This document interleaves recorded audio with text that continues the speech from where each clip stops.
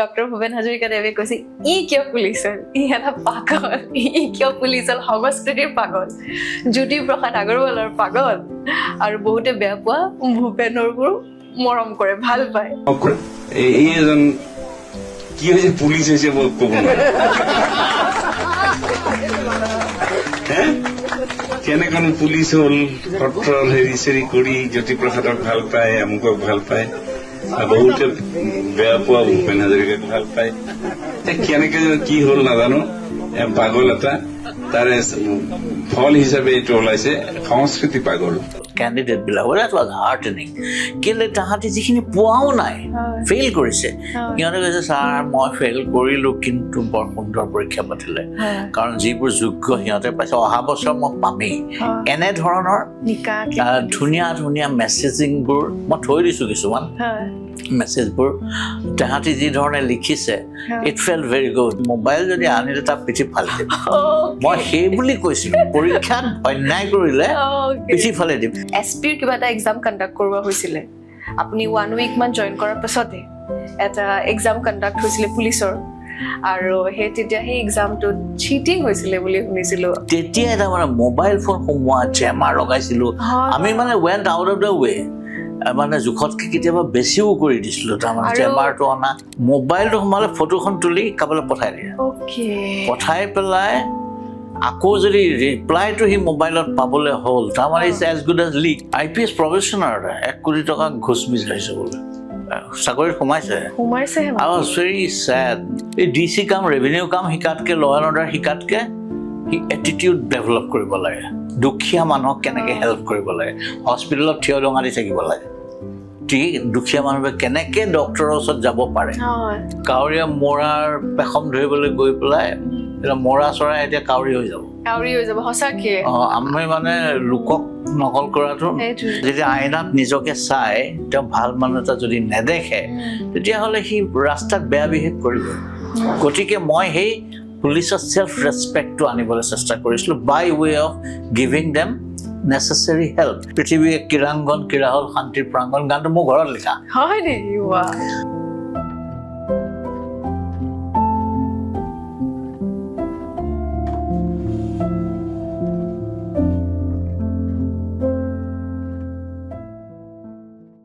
নমস্কাৰ মই নাৰ্জি আপোনালোকে চাই আছে আনকভাৰ্ড ষ্টৰিজ উইথ নাৰ্জি আজি আমাৰ মাজত বিশেষ অতিথি হৈছে ভাস্কৰজ্যোতি মহন্ত ছাৰ অসমৰ প্ৰায় সকলো মানুহে তেওঁক চিনি পায় তেখেতক বিশেষ পৰিচয়ৰ প্ৰয়োজন নাই হ'লেও ইয়াত মই এটা তেখেতৰ চমু পৰিচয় দাঙি ধৰিম তেখেত হৈছে ৰিটায়াৰ্ড IPS অফিচাৰ লগতে ফৰ্মাৰ DGP অফ আছাম আৰু ষ্টেট চিফ ইনফৰমেশ্যন কমিশ্যনাৰ আজি আমি তেওঁৰ লগত বহুতো কথা পাতিম অসমৰ বিভিন্ন গুৰুত্বপূৰ্ণ বিষয়ত তেখেতৰ লগত ডিছকাশ্যন কৰিম APSC আৰু UPSCকে ধৰি police service administration governance politics cultural initiatives আদি বহুতো কথা পাতিম আৰু তেখেতৰ ইমান দীঘলীয়া কেৰিয়াৰ যাত্ৰাৰ বহুতো অভিজ্ঞতা তেখেতে আজি আমাৰ লগত শ্বেয়াৰ কৰিব আৰু বহুতো নজনা কাহিনী তেখেতে আজি আমাৰ লগত শ্বেয়াৰ কৰিব এই ভিডিঅ'টো বহুত বেছি ইনফৰ্মেটিভ হ'ব বহুত বেছি স্পেচিয়েল হয় গতিকে ভিডিঅ'টো শেষলৈ চাই থাকিব আহকচোন ভিডিঅ'টো আৰম্ভ কৰোঁ নমস্কাৰ ছাৰ ষ্টুডিঅ'ৰ মাজত আপোনাক স্বাগতম জনাইছোঁ আৰু ইমান ব্যস্ততাৰ মাজত অহাৰ বাবে মানে প্ৰথমে মই ধন্যবাদ ক'ম আপোনাক অহাৰ বাবে thank you so much for my pleasure coming. thank you ৰাইজলৈ নমস্কাৰ so sir আমি একদম ষ্টাৰ্টিঙৰ পৰা জানিব বিচাৰোঁ আপুনি যেতিয়া DGP হিচাপে জইন কৰিছিলে তেতিয়াৰ কথা এটা জানিব বিচাৰিম তেতিয়া শুনিছিলোঁ ছাৰ SPৰ কিবা এটা এক্সাম কণ্ডাক্ট কৰোৱা হৈছিলে আপুনি 1 উইক মান জইন কৰাৰ পাছতে এটা এক্সাম কণ্ডাক্ট হৈছিলে পুলিচৰ আৰু তেতিয়া সেই এক্সামটোত চিটিং হৈছিলে বুলি শুনিছিলোঁ পেপাৰ লিক হৈছিলে তেনেকুৱা কিবা এটা সন্দৰ্ভত আপুনি কৈছিলে পিঠি ফালি দিম বুলি অকণমান আমি লাইট নোটৰ পৰা ষ্টাৰ্ট কৰিছোঁ ভয় লাগে ছাৰক সেইকাৰণে লাইট নোটৰ পৰা ষ্টাৰ্ট কৰিছোঁ চ' এনেকৈ যে আপুনি সকিয়নি দিছিলে চ' বিখ্যাত হৈ গৈছিল একদম সেইটো চবেই গম পায় মানে সেই কথাটো সেইটোৰ বিষয়ে অলপমান কওকচোন কি হৈছিলে প্ৰচাৰ হৈ গৈছিলে চব I know মানে তাত লৈ পেলাই মানে ভালে বেয়া হুলস্থুল এটা চলিছিলে আজিকালিও চলি থাকে এইটো মানে সেইটো কোনোবাই ৰেফাৰেঞ্চত লৈ আনে পিঠি ফালি দিয়া যেন নহয় জানো গতিকে তুমি আৰম্ভণিতে আক্ৰমণ কৰি লৈছে বাৰু ঠিকে আছে য়েছ মই DGP নৱেম্বৰ 2019 মানত হৈছিলোঁ তেতিয়া মানে অলপ দিন যোৱাৰ পিছতে এটা পৰীক্ষা হৈছিলে তেতিয়া state level police recruitment board বুলি এটা বৰ্ড আছে হয় আৰু যিটো বৰ্ডত DGP এজন মেম্বাৰ ওকে মই জইন কৰোঁতে এদিনো মিটিং মাটাং কৰিবলৈ পোৱা নাই বা মেম্বাৰহে এজন চেয়াৰমেন বেলেগ থাকে গতিকে কমপ্লিট বস্তুটো মোৰ আইডিয়াই নাই এই পৰীক্ষাটো যে কেনেকৈ পাতিছে কোনে পাতিছে এইবোৰ বিষয়ে জনাৰ আগতে পৰীক্ষা হ'লেই মানে বৰ অতি সোনকালে হ'ল মই DGP হোৱাৰ কিন্তু য়েছ পেপাৰ লিক হ'ল বুলি আমি খবৰ পালোঁ হয় লগে লগে চিৰিংকে মাৰিলে আৰু কি কাৰবাৰ তো লগে লগে যোনে পাতিছে পৰীক্ষাটো তেওঁলোকক সুধিলোঁ কি কথা শুনিছোঁ তাৰপিছত য়েছ বোলে এইটো হোৱাটো হয় লগে লগে আমি খবৰা খবৰি কৰিলোঁ তাৰপিছত ইমিডিয়েট মই ইনচিষ্ট কৰিলোঁ যে ন' কুৱেশ্যন ইমিডিয়েট বন্ধ হ'ব লাগে তাৰপিছত ডাঙৰ কাৰবাৰ হুলস্থুল একেবাৰে তাৰপিছত এনকুৱাৰী কৰি বহুত মানুহ ছিনিয়ৰ অফিচাৰ এৰেষ্ট হ'ল হিউজ হেৰিয়ে ডাঙৰ এটা কাৰবাৰ হ'ল মানে মেছিভ ইনভেষ্টিগেশ্যন CID SIT পতা হ'ল আৰু বস্তুটো সেইটো এটা এনাডাৰ আছপেক্ট এতিয়া লগে লগে কি কৰিলে চৰকাৰে ক'লে যে এই গোটেই ভাঙি দিলে SLPRBটো যিটোৱে পাতিছিলে পাতি SLPRB থাকিলে কিন্তু DGPকে চেয়াৰমেন কৰি দিলে মোকে চেয়াৰমেন কৰি দিলে আগতে DGP চেয়াৰমেন কেতিয়াও নাছিলে গতিকে মোৰ DGPৰ কামটো আছে আৰু SLPRB চেয়াৰমেনৰ কামটো আছে মোৰ DGP কামটো যিমান চেলেঞ্জ থকা SLPRB কামটো ইকুৱেল এমাউণ্টত চেলেঞ্জ থকা কাৰণ পৰীক্ষাটো আকৌ পাতিব লাগিব সাব ইন্সপেক্টৰ পৰীক্ষা আছিল I think so, some inspector. SI পৰীক্ষা আছিলে হয়তো I think so. তাৰপিছত এগাল পৰীক্ষা পাতিলোতো আজি এতিয়া পাহৰিছোৱে প্ৰায় 10টামান পৰীক্ষা পাতিলোঁ মই চেয়াৰমেন থকা অৱস্থাত এটা পৰীক্ষাতে কিজানি SI হ'লে 5 লাখ মান আহে চিপাহী হ'লে 10 লাখ মান পাৰ্টিচিপেণ্ট কেণ্ডিডেট হয় আমি বহিয়ে প্ৰথম কাম বস্তুটো কেনেকৈ এপছলিউটলি কপিয়ে কৰিব পাৰি তাৰ একদম বহি তন্নকে ক'ত প্ৰব্লেম এৰিয়া হ'ব পাৰে ইচ ষ্টেপ একদম brainstorming very sharp IPS officers কিছুমান আমি টিম এটা বনাই ল'লোঁ IT পৰা পাছ কৰা মানে এপছলিউট ইণ্টিগ্ৰিটিৰে সৈতে অকণো অন্যায় স্কোপ ৰাখিব নোৱাৰে অন্যায় কৰিবলৈ কোনোবা বিচাৰিলেও অন্যায় কৰিব নোৱাৰা টাইপৰ গতিকে প্ৰথমতে আমাৰ পুলিচৰ বহুত দিনীয়া পৰীক্ষাৰ কোন কোন ঘেগেলা বস্তু সেইবোৰ বিচাৰিলোঁ তাৰপিছত হিউমেন ইণ্টাৰভেনশ্যন ক'ত আছে হিউমেন ইণ্টাৰভেনশ্যন একেবাৰে নাইকিয়া কৰাৰ চিষ্টেম এটা কৰা হ'ল মানে আগতে কি কয় খুলখালি একটু দৌৰিছে হাবিলদাৰ এজনে এইডাল মাৰি দিয়ে নহয় আগতে তাৰ নামটো প্ৰথমতে লিখি থয় ই ফাৰ্ষ্ট দৌৰে যে 4 পাক দৌৰিবলৈ প্ৰথমতে 1600 মিটাৰ কেইবাটাও ধৰণৰ হৈছে 100 মিটাৰ দৌৰা কেইবাটাও আছে গতিকে চিনাকি মিতি এইবোৰ খুলখালি এনেকুৱা টাইপৰ মানুহবোৰ ওলায় 1 নম্বৰ পুলিচৰ নিজৰ প্ৰব্লেম মই দেখিছিলোঁ তাৰপিছত অন্যায় মানে 2 নম্বৰ দালাল এগাল দালালবোৰ যিবোৰ নন দালালছ আছিলে চবকে এফালৰ পৰা বিগ ড্ৰাইভ মাৰিলোঁ এৰেষ্ট কৰিলোঁ গোটেইবোৰকে এফালৰ পৰা তাৰপিছত মেছেজিং ইজ ভেৰি ক্লিয়াৰ পুলিচৰ ভিতৰত যে অন্যায়ৰ কোনো স্কোপ নাথাকিব তাৰপিছত দেন এই OMR শ্বীট ৰেডি কৰা সেইখিনি সময়ত যাতে কোনো বেইমানি নহয় আমি ডিব্ৰুগড় ইউনিভাৰ্চিটিৰ প্ৰথমটো টাই আপ কৰিছিলোঁ তাত মই ইমানকৈ গৈ মই চবকে শিকাইছোঁগৈ তেওঁলোকতো অবাক মানে যে এনেকৈ পাতে তেওঁলোকেতো বহুত পৰীক্ষা পাতে কিন্তু এই ধৰণৰ sincerity on the part of the organisers ইহঁতে নাপায় আমি মানে প্ৰত্যেকটো তন্নকৈ গতিকে তেতিয়াই কি হয় এই পৰীক্ষাটো পাতিলোঁ ভালে কুশলে গ'ল কোনো এটা অন্যায় নহ'লে খুব হাৰ্টেনিং কিছুমান কথা পালোঁ যেতিয়া ৰিজাল্টবোৰ দিছে তেতিয়া ডিজিপি মোৰ পেজ আছিলে ফেচবুকতে থাকক বা এক্স হেণ্ডল তেতিয়া অফক'ৰ্চ টুইটাৰ আছিলে এইবিলাকতে যি ধৰণৰ ৰেছপন্স পালোঁ কেণ্ডিডেটবিলাকৰ ডেট ৱাজ হাৰ্টেনিং কেলৈ তাহাঁতি যিখিনি পোৱাও নাই ফেইল কৰিছে সিহঁতে কৈছে ছাৰ মই ফেইল কৰিলোঁ কিন্তু বৰ সুন্দৰ পৰীক্ষা পাতিলে কাৰণ যিবোৰ যোগ্য সিহঁতে পাইছে অহা বছৰ মই পামেই এনেধৰণৰ ধুনীয়া ধুনীয়া মেছেজিংবোৰ মই থৈ দিছোঁ কিছুমান মেছেজবোৰ তাহাঁতি যি ধৰণে লিখিছে ইট ফেল ভেৰি গুড আৰু আমাৰো ভাল লাগিলে আৰু প্ৰকৃততে ভাল ল'ৰাবোৰ ওলাই বা ছোৱালীবোৰ ওলাই আহিলে মানে যিবোৰ পাবলৈ যোগ্য যিবোৰে কষ্ট কৰিছে কাৰো অনুগ্ৰহত কোনেও এটা চাকৰি নাপালে আৰু তেনেকৈ মই প্ৰায় 10টামান পৰীক্ষা পালোঁ মোৰ কাৰ্যকাল মই 3 বছৰতকৈ বেছি ডিজিপি আছিলোঁ তেতিয়া আটাইতকৈ বেছি ল'ৰা ছোৱালী লোৱা হৈছিলোঁ পুলিচৰ ভেকেঞ্চিও বহুত আছিলে গতিকে আমাৰ চব ফালৰ পৰা ভেকেঞ্চি থকাৰ কাৰণে আমাৰ পুলিচিং চেলেঞ্জেছবিলাক মিট কৰিবলৈ অসুবিধা যিহেতু আমাৰ মানুহে কম সেইটো কাৰণে খুব কুইক ট্ৰেইনিং কৰোৱাই মেলি মানে সিহঁতক ফিল্ডত অনাই within because I got good amount of years সেইকাৰণে ঈশ্বৰৰ ওপৰত আই থিংক মানুহৰ পৰা ছাকচেছফুল হেৰিটো পালোঁ আৰু এই ধৰণৰ কামখিনি যাতে মেৰিট বেষ্ট আৰু অন্যায়ৰ কোনো স্ক'প নাথাকিব বেইমানে ঘোচ দিয়া দি লেতেৰামিৰ কোনো স্ক'প নাথাকিব এইটো এনচিয়'ৰ কৰাটো I think that was very heartening experience আৰু এইটো অল দ্য মোৰ হাৰ্টেনিং পিছত যেতিয়া গভৰ্ণমেণ্ট চেঞ্জ হ'ল তেতিয়া সৰ্বানন্দ সোণোৱাল ডাঙৰীয়া চিফ মিনিষ্টাৰ আছিলে এই মই প্ৰথম পৰীক্ষাটো পাতোঁতে পিছত যেতিয়া নতুন গভৰ্ণমেণ্ট আহিলে শ্ৰীযুত হিমন্ত বিশ্ব শৰ্মা চিফ মিনিষ্টাৰ হ'ল তেখেত থাকোঁতেও তেখেতে কি কৰিলে আমাৰ যিটো মডেল সেই মডেলটো এই ACS বা হেৰিৰ কাৰণেও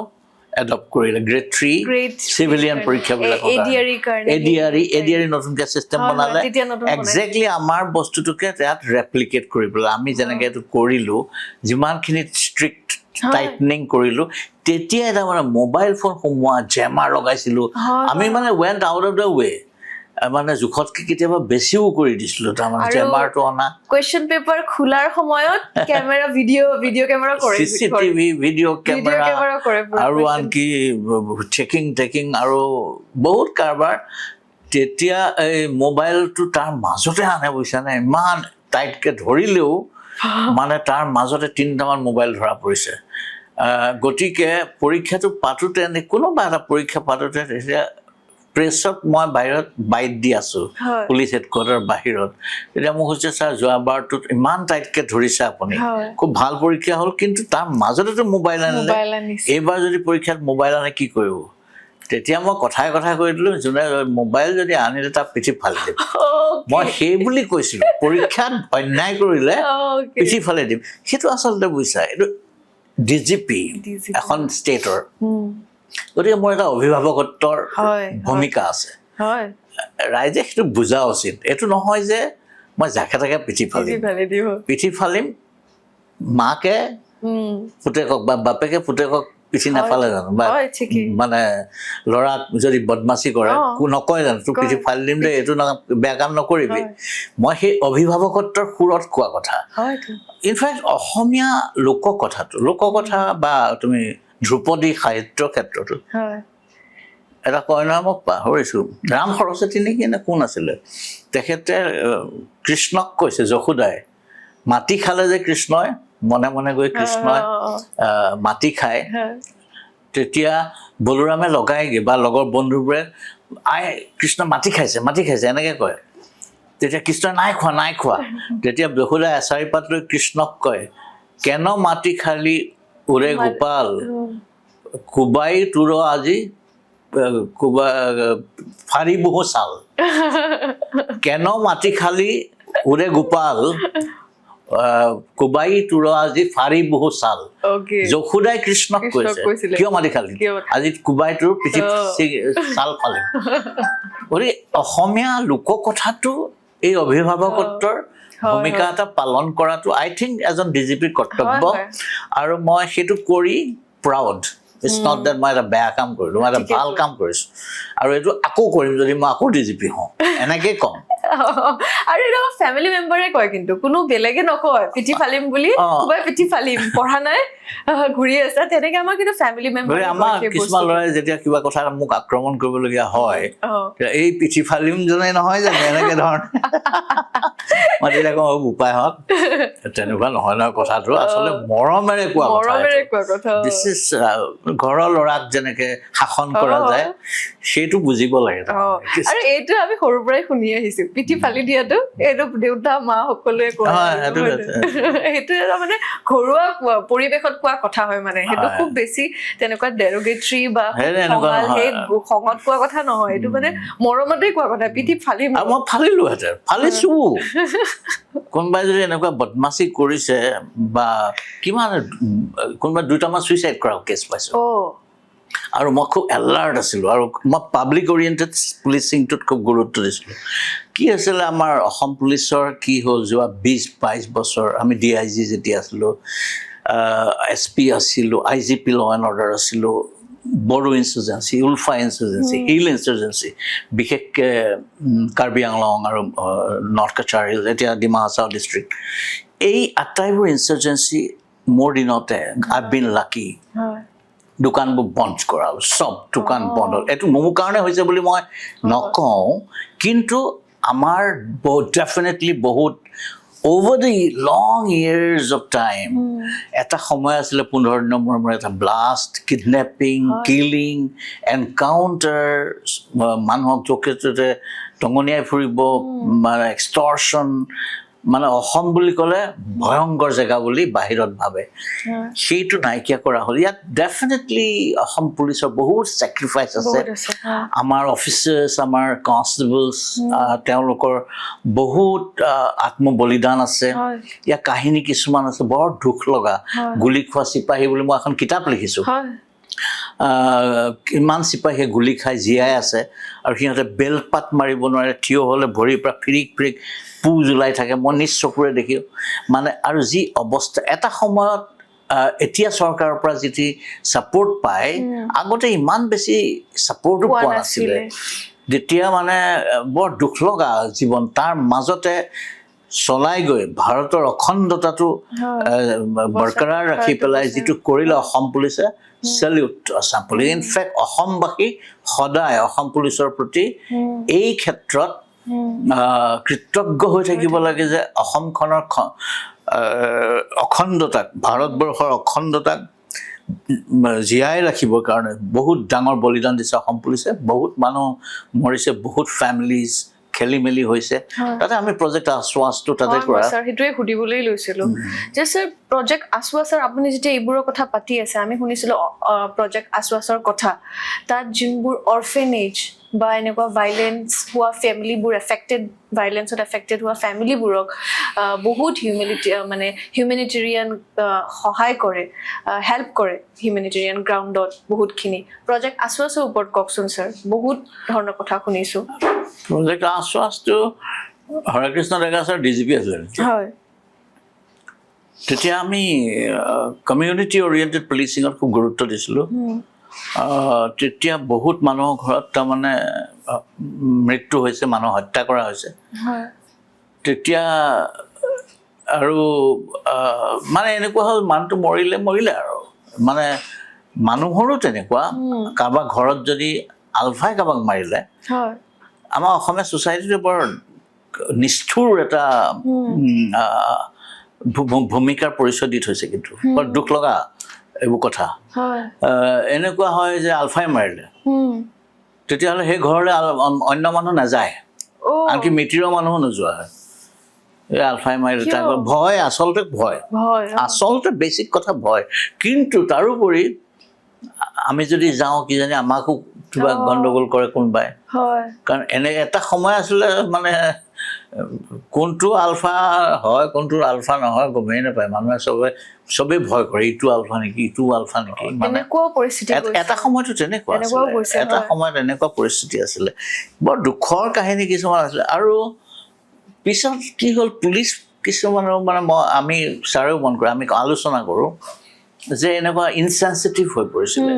সংবেদনশীলতাটো যিটো লাগে হয় মানুহ এটা ঘৰত যদি এটা হত্যা কৰা হ'ল হয় সেই মানুহ ঘৰত আকাশখন মানে চৰক ভাঙি পৰে ভাঙি পৰা বুলি কয় হয় কিন্তু সেই মানুহ ঘৰৰ প্ৰতি যদি অকণমান মৰম অকণমান বদান্যতা অকণমান পাৰিলে সহায়ৰ হাত এখন আগবঢ়োৱা এটিটিউডটো নাথাকে বা ছ'চাইটিটো নাই ছ'চাইটিটো তেনেকুৱা কৰিছে হয় আৰু যদি পুলিচেও কৰে মানুহবোৰ যাব ক'ত যাব ক'ত সেইকাৰণে আমাৰ প্ৰথম উদ্দেশ্যটো আছিলে পুলিচক সংবেদনশীল কৰি তোলা ভৱিষ্যতৰ প্ৰজন্মটো যাতে ভাল হয় ভৱিষ্যতৰ প্ৰজন্মই যাতে ভায়োলেন্স লৈ পেলাই ইমান বিজি হৈ নাযায় আৰু ৰোমান্টিচাইজ নকৰে ভায়োলেন্সটো বা আলফাই কিমান ভাল তথাকথিত ভাল কাম কৰি দেখুৱাব সেইটোৰে গইনা লৈ পেলাই এটা ডাঙৰ যুৱ প্ৰজন্মই আলফা অৰিয়েণ্টেশ্যন আলফাইজিম বুলি মই কওঁ সেই ইজিমটোৰ ফালে অকণমান যেন ধাৱমান হ'ব ঠিকেই কৈছে আলফাই যদি কৈছে ভালেই কৈছে মানে আলফাক কোনো বেয়াটো নেদেখে তাৰমানে তেনেকুৱা ধৰণৰ এটা বস্তুটো পুলিচবিলাকেও somehow সংবেদনশীলতাৰ হীনতাৰ পৰিচয় দিছিলে ইনফেক্ট নথকাৰ তেতিয়া আমি ভাবিছিলোঁ ইউনিচেফৰ লগত মই কথা পাতিলোঁ মই কলকাতা অফিচত গৈছোঁ হেডকোৱাৰ্টাৰ কথা পাতি আমি পুলিচৰ এটা স্পেচিয়েল ট্ৰেইনিং কৰাৰ প্লেন কৰিলোঁ ইউনিচেফৰ লগত ইউনিচেফে আমাক কলাবৰেশ্যন কৰি পেলাই দেন মই নডেল অফিচাৰ এপ্ৰ'চ পেপাৰখন মই লিখিছিলোঁ কেনেকৈ আগবাঢ়িম আৰু এক নম্বৰ হ'ল পুলিচক সংবেদনশীল কৰি ট্ৰেইনিং স্পেচিয়েল ট্ৰেইনিং 2 নম্বৰ য'ত ভায়োলেন্স হিট এৰিয়াজ আছে তাত শিশুবিলাকৰ মনটো চেঞ্জ কৰিবৰ কাৰণে টুৱাৰ্ডছ এ নৰ্মেল চাইল্ডহুড আৰু অভিভাৱকসকলকো মটিভেট কৰিবলৈ আমি 5 দিনীয়া কেম্প কৰোঁ কেকেৰুকুচিত কৰিছোঁ ভূপেন দা লৈ গৈছোঁ ভূপেন হাজৰিকা দেন মাজুলীত খগেন দাহঁত গৈছে খগেন মহন্ত চেতনা দাস বাইদেউহঁত চবতে এনেকুৱা চাইকো অৰিয়েণ্টেড কাউন্সেলিং কৰাওঁ অনুৰাধা শৰ্মা পূজাৰী মোৰ মনত আছে তেওঁ এখন কিবা লিখিছেও কিতাপ নহ'লেও ডাঙৰ আৰ্টিকেল লিখিছে নেকি শিঙীয়া পুতনিত অদ্ভুত কাহিনী আছে এটা গল্পটো হোমেন দায়েতো হেৰি কৰিলে নাহৰ আৰু বাখৰ একেটা ফেমিলিতে এটা আলফা এটা পুলিচ হয় নেকি এনেকুৱা কাহিনী লিখিছে মোৰ ৱাইফে কাহিনীটো মই নিজে পাইছোঁ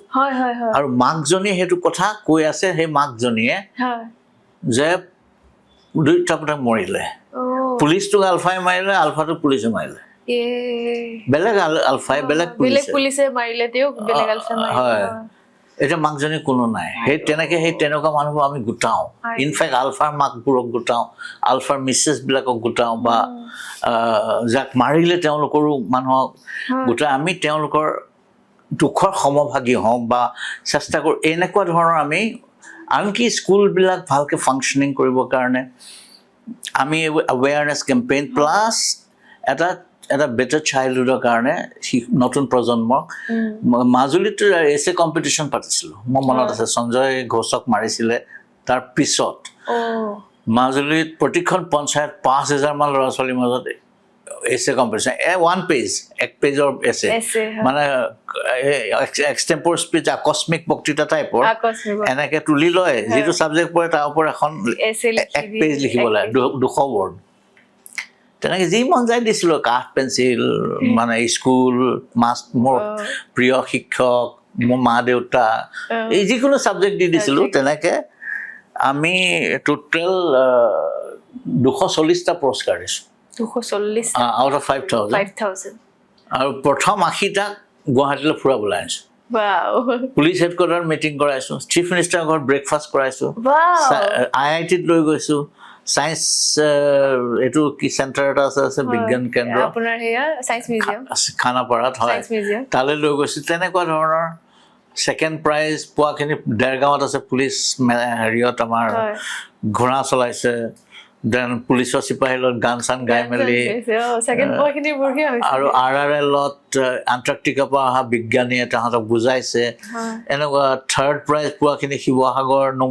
ONGCত কেনেকৈ অইল শোধন কৰে ইত্যাদিবোৰ হয় তেতিয়া এখন মোৰ লুডু বনাব মনত আছে লুডু বুলি নহয় সাপ আৰু সেইটো যে বনাই জখলা আৰু সাপটো মস্ত ডাঙৰ লুডু বনাইছোঁ হয়। স্কুলে এখন দিছোঁ হয় তাত মাষ্টৰে ষ্টুডেণ্টে একেলগে জখলাটোত ভাল কথা লিখা থাকে সাপটোত বেয়া কথা লিখা থাকে একেলগে গোটেই ষ্টুডেণ্টবোৰে খেলখন খেলে আমি তাৰমানে মাইণ্ডটো এড্ৰেছ কৰিব চেষ্টা কৰিছোঁ ভায়লেঞ্চ কথাটো যে বেয়া আমি কোনোবাই বন্দুক দাঙিছে তাক গুলিয়াইছোঁ সেইটো ঠিক সঁচা কথা আৰু তথাকথিত এনকাউণ্টাৰ যথেষ্ট হৈছে এইটো সঁচা কথা কিন্তু আমি কেৱল বন্দুকেৰে আশ্ৰয় লৈ আমি এইখিনি খতম কৰিব বিচৰা নাছিলোঁ আমি মানুহৰ মনটো চেঞ্জ কৰাই আদৰ্শগত লেভেলত মানুহৰ লগত কথা পাতি একেলগে হাতত হাত ধৰি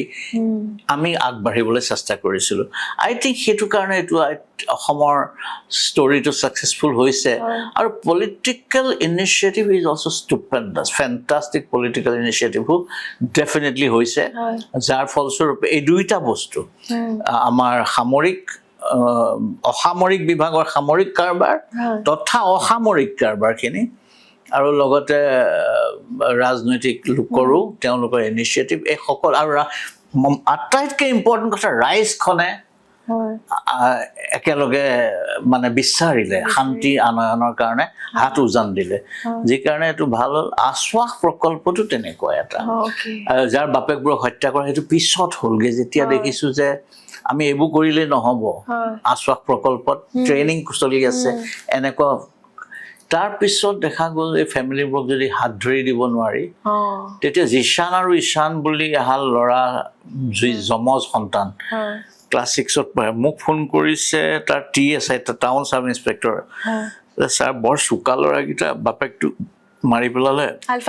আলফাই মাৰিছে মিটিং এখন কৰি থাকোঁতে আহি পেলাই গুলিয়াই দিলে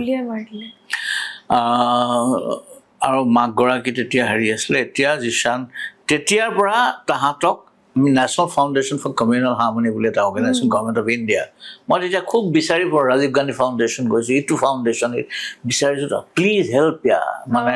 এই চাইল্ডটোক পঢ়া শুনাৰ কাৰণে কিবা খৰচ দিব লাগে তেতিয়া অগ্নিহোত্ৰী বুলি ছাৰ এজন আছিলে তেওঁ তাৰ ছেক্ৰেটাৰী আছিলে NFCHৰ তেওঁ মোক বিচাৰি গুৱাহাটীলৈ আহিছে যে আসাম में ऐसा एक लड़का है जो कुछ कर रहा है মোক আহি পেলাই চাৰ্কিট হাউচৰ বোলা আৰে তু মেৰা পাছ কিয় নাই আয়া हो মোক তেওঁ পিছত তেওঁ মোৰ একেবাৰে গুৰু টাইপ হৈ গ'ল তেওঁ বৰ ভাল মানুহ তেওঁ মানে অসমক লৈ পেলাই বৰ উদ্বিগ্ন হৈ আছিলে আৰু আমাৰ যেতিয়া বিচাৰি ফুৰা গম পালে যে national foundation for communal harmony এনেকুৱা মাত্ৰ পিতৃহাৰা শিশু সহায় কৰিবলৈ আছে মাহেকত 700 টকাকৈ দিয়াৰ চিষ্টেম হয় তেতিয়া আমি 2001ৰ পৰা তাহাঁতৰ বাপেকৰ মৃত্যুৰ পোষ্টমৰ্টেম ৰিপৰ্ট FIR গোটেইখিনি ডেথ চাৰ্টিফিকেট গাঁওবুঢ়া চাৰ্টিফিকেট ইত্যাদি বহুত বস্তু এইখিনি পুলিচে কৰে কৰি সিহঁতৰ কাগজবোৰ দিয়ে পিছলৈ মই সেই অৰ্গেনাইজেশ্যনটোৰ এটা ইম্পৰ্টেণ্ট কনভেনৰ হ'লোগৈ কাৰণ আমাৰ কামবোৰ খুব ভাল পালে তেওঁলোকে আৰু পুলিচৰ দাৰোগাবিলাকক আমি সেই মৃতকৰ ঘৰলৈ পঠিয়াই ল'ৰা ছোৱালীয়ে পঢ়িছে নাই বেংকত পইচাটো সোমাইছে নে নাই কিছুমান মাকে আকৌ গণ্ডগোলত দুজনীমান মাকক এৰেষ্টো কৰাইছোঁ কাৰণ হেৰি এই বেলেগৰ লগত বিয়া হৈ গ'ল হাজবেণ্ড ঢুকালে আৰু পইচাটো তেওঁ পোৱাই থকা চিষ্টেম কৰিছিলে এই যিটো কেঁচুৱা আছিলে তাক পঢ়া শুনাটো গুৰুত্ব নিদিয়া হ'ল যে দুজনী মাকক এৰেষ্ট কৰিছোঁ তেনেকুৱা গাঁওবুঢ়া কেইজনমান এৰেষ্ট হৈছে স্কুলৰ হেডমাষ্টাৰ কেইজনমানক বৰ অত্যাচাৰ কৰিলোঁ মই মানে উপায় নাই কাৰণ তেওঁলোকে হেৰি কৰিব লাগে এখন চাৰ্টিফিকেট দিব লাগে এখন দিওঁতেই ঘোচ খোজে এনেকুৱা চিষ্টেম মানে চাৰ্টিফিকেট স্কুলটো পঢ়ি থাকিব লাগিব তেতিয়াহে স্কলাৰশ্বিপটো পাই থাকিব চিষ্টেমটো তেনেকুৱা বেংকত বাৰে জমা হোৱা চিষ্টেম আছিলে কিন্তু পিছত DC অফিচলৈ আহে তাতো বহুত দেৰি ৰৈ থাকে মানুহবোৰ চেঞ্চিটিভ নহয় কিন্তু আমাৰ কিছুমান মানুহ আছিলে আশ্বাসৰ হৈ কাম কৰা খুব নিবেদিত প্ৰাণ খুব মৰমেৰে মানে কামবোৰ কৰিছে এতিয়া ভেৰি হাৰ্টেনিং টু চে ঈশান ডক্টৰ হ'লগৈ এতিয়া ঈশান সিদিনা বিয়া পাতিছে কিতাপ এখনো লিখিছে আৰু আমাৰ TCSৰ এক্সিকিউটিভ হৈছে Google student of the year হৈছে আমাৰে ল'ৰা বহুত চিপাহী সোমালে বহুতে বেছ ভাল কৰিছে আৰু নিশ্চয় তাৰ মাজতে কিছুমানে বেয়াও কৰিছে হয় এতিয়াও মোলৈ ফোন আহে তাৰমানে এতিয়াও পাই আছে গুৱাহাটী বম ব্লাষ্টত পিতৃহাৰা হোৱা কেছৰো আছে বহুত তিনিচুকীয়া ডিব্ৰুগড় শিৱসাগৰ বেলেগ বেলেগ জেগাত য'তে ত'তে পাওঁ ভাল লাগে ল'ৰা ছোৱালীবোৰ ভাল কৰিছে কিমান ভাল লাগে আপোনাৰ কাৰণে আজি বহুতখিনি এইটো মোৰ ব্যক্তিগত নহয় এটা টিম আছিলে সেই ইনিচিয়েটিভটো আপুনি নোলোৱা হ'লে ইমানখিনি সেই আপুনি ফাৰ্ষ্ট ভাবা হ'লে কয় নহয় কাৰোবাৰ মনত আহে ফাৰ্ষ্ট কথাটো এবাৰ কথাটো ৰিয়েল হোৱাৰ আগতে যিকোনো প্লেন এটা ফাৰ্ষ্ট আমাৰ ৱাজবীৰ হুছেইন এখন কিতাপ লিখিছে দ্য হোম মেকাৰ্ছ হয় মই গোটেই কিতাপখন পঢ়া নাই মই চাইছো হোম মেকাৰ্ছ বুলি লিখিছে অনুৰাধা শৰ্মা পূজাৰীও লিখিছে আশ্বাসৰ বিষয়ে ইণ্ডিয়া টুডেত মোক কি action hero' of the country 9জন চিলেক্ট কৰিছিলে হয় ফ্ৰণ্ট পেজত মোকো ৰাখিছিলে ইণ্ডিয়াৰ ৱাও 9জনৰ ভিতৰত হয় তাৰপিছত আৰু হেৰি মিৰৰ নেকত নীতিন গোখলে লিখিছিলে হয় গুগলি আশ্বাস ইনফেক্ট নেশ্যনেল পুলিচ একাডেমীয়ে এইটো one of the best practices of Indian police আখ্যা দিছে এখন কিতাপত লিখি দিছে তেওঁ সঁচাকে আপোনাৰ অৱদান মানে বহুত বেছি আছে আপোনাৰ কণ্ট্ৰিবিউশ্যন সেইটোৰ কাৰণে আজি চাগে ঈশান ইৱানৰ নিচিনা বহুত ল'ৰা বা বহুত ছোৱালী তেনেকে আগবাঢ়িব পাৰিছে সেইটো ঈশ্বৰৰ কৃপা মানে looking back it feels good বস্তুটো ঘূৰি চাই পেলাই মনটো শান্তি ভাৱ এটা আহে ছাৰ ইয়াতে মোৰ আৰু এটা কথা মনত পৰিছে মই সুধো আপোনাক হেয়াৰ কাৰণেও আপুনি যোন এক্সামবোৰ যে আপুনি ইমান ধুনীয়াকে পাতিছিলে আগত আমি যোনবোৰ এক্সামৰ কথা পাতিলো ৰিক্ৰুইটমেণ্ট ড্ৰাইভবিলাক বা আপোনাৰ কম্পিটিটিভ এক্সামবিলাক সেইটোৰ কাৰণেও আপুনি মই ক'ৰবাত পঢ়িছিলোঁ ৰিকগনিশ্যন পাইছিলে ন সেইটোৰ কাৰণে কোনোবা এখন মেগাজিনে নে কিবা উইক মেগাজিনে মোক ৰিকুৱেষ্ট কৰিছিলে লিক নোহোৱাকে পৰীক্ষা কেনেকে পাৰিব লিক প্ৰুফ এক্সাম হোল্ডিং মোক কৈছিলে এই খুব লিক চিক চলি আছে নহয় মই এটা আৰ্টিকল লিখিবলৈ তেওঁলোকে ৰিকুৱেষ্ট কৰিছিলে যে মোৰ এক্সপিৰিয়েঞ্চটো কৈ পেলাই কেনে পৰীক্ষা লিক নোহোৱাকে কেনেকে পাতিব লাগে মই ওলাইছে ইতিমধ্যে পাব্লিছ হৈছে এইটো হয় আমি আশা কৰোঁ খুব সোনকালে পঢ়িবলৈ পাম ওলাই গ'ল চ' এইটো মানে এইটো বস্তু মই লগাই দিম বাৰু আমাৰ হেয়াত তলত ডেছক্ৰিপশ্যনত ৰাইজে যাতে পঢ়িবলৈ পাব্লিছ হৈছে সেইটোৱে মই সেইকাৰণে মানে সুধিছিলোঁ এই এক্সামবোৰ ইমান যে লিক হৈ থাকে পেপাৰ লিক হৈ থাকে সেইবোৰ এটা কথা সুধো দেই ছাৰ এই লিক হৈ থকা মানে মাজৰ মানুহবোৰে তেনেকুৱা সেইবোৰ কৰি থাকে There are several factors. One হ'ল বেইমানি দেখ বেইমানি পইচাৰ লোভ নষ্ট চৰিত্ৰৰ কিছুমান মানুহ আছে যিবোৰে বেইমানি কৰিব বিচাৰে কিছুমান নেপটিজম নিজৰ মানুহক ভৰোৱাৰ এটা দুৰ্বাৰ বাসনা সেইটো কাৰণেও কিছুমানে মানে এইটো প্ৰশ্ৰয় লয় মেৰিট অৰিয়েণ্টেড নহয় এই দুটাই মেইন কথা আৰু বেওকবি ষ্টুপিডিটি কেয়াৰলেছনেছ এনেকুৱা ধৰণৰ এটা আস্পেক্টটো কেতিয়াবা থাকে এবছলিউট ষ্টুপিডিটি মানে কি বুৰ্বকামী আৰু কিছুমান আকৌ মিছাকে ওলাই দেই লিক হৈছে বুলি কিন্তু সেইটো লিক নহয় মোৰ আগতে হৈছিলে মোৰ দিনত সেইটো হ'ব বুলি মানে যদিহে মোবাইলটো সোমালে কি কৰে মোবাইলটো সোমালে ফটোখন তুলি কাৰোবালৈ পঠাই দিয়ে পঠাই পেলাই আকৌ যদি ৰিপ্লাইটো সি মোবাইলত পাবলৈ হ'ল তাৰমানে it's as good as leak গতিকে you have to be very careful সেইকাৰণে মানে মোবাইলটো যদি পৰীক্ষা হলত সোমালে এইটো বৰ ডেঞ্জাৰাছ কথা গতিকে আৰু মানুহক কিমান চেক কৰিব চেক কৰিলেও কেতিয়াবা গৰম হয় ছোৱালীক বিশেষকৈ চেক কৰাটো বৰ কঠিন কাম এটা গতিকে কি কৰে আমি জেমাৰ বহাই দিছিলোঁ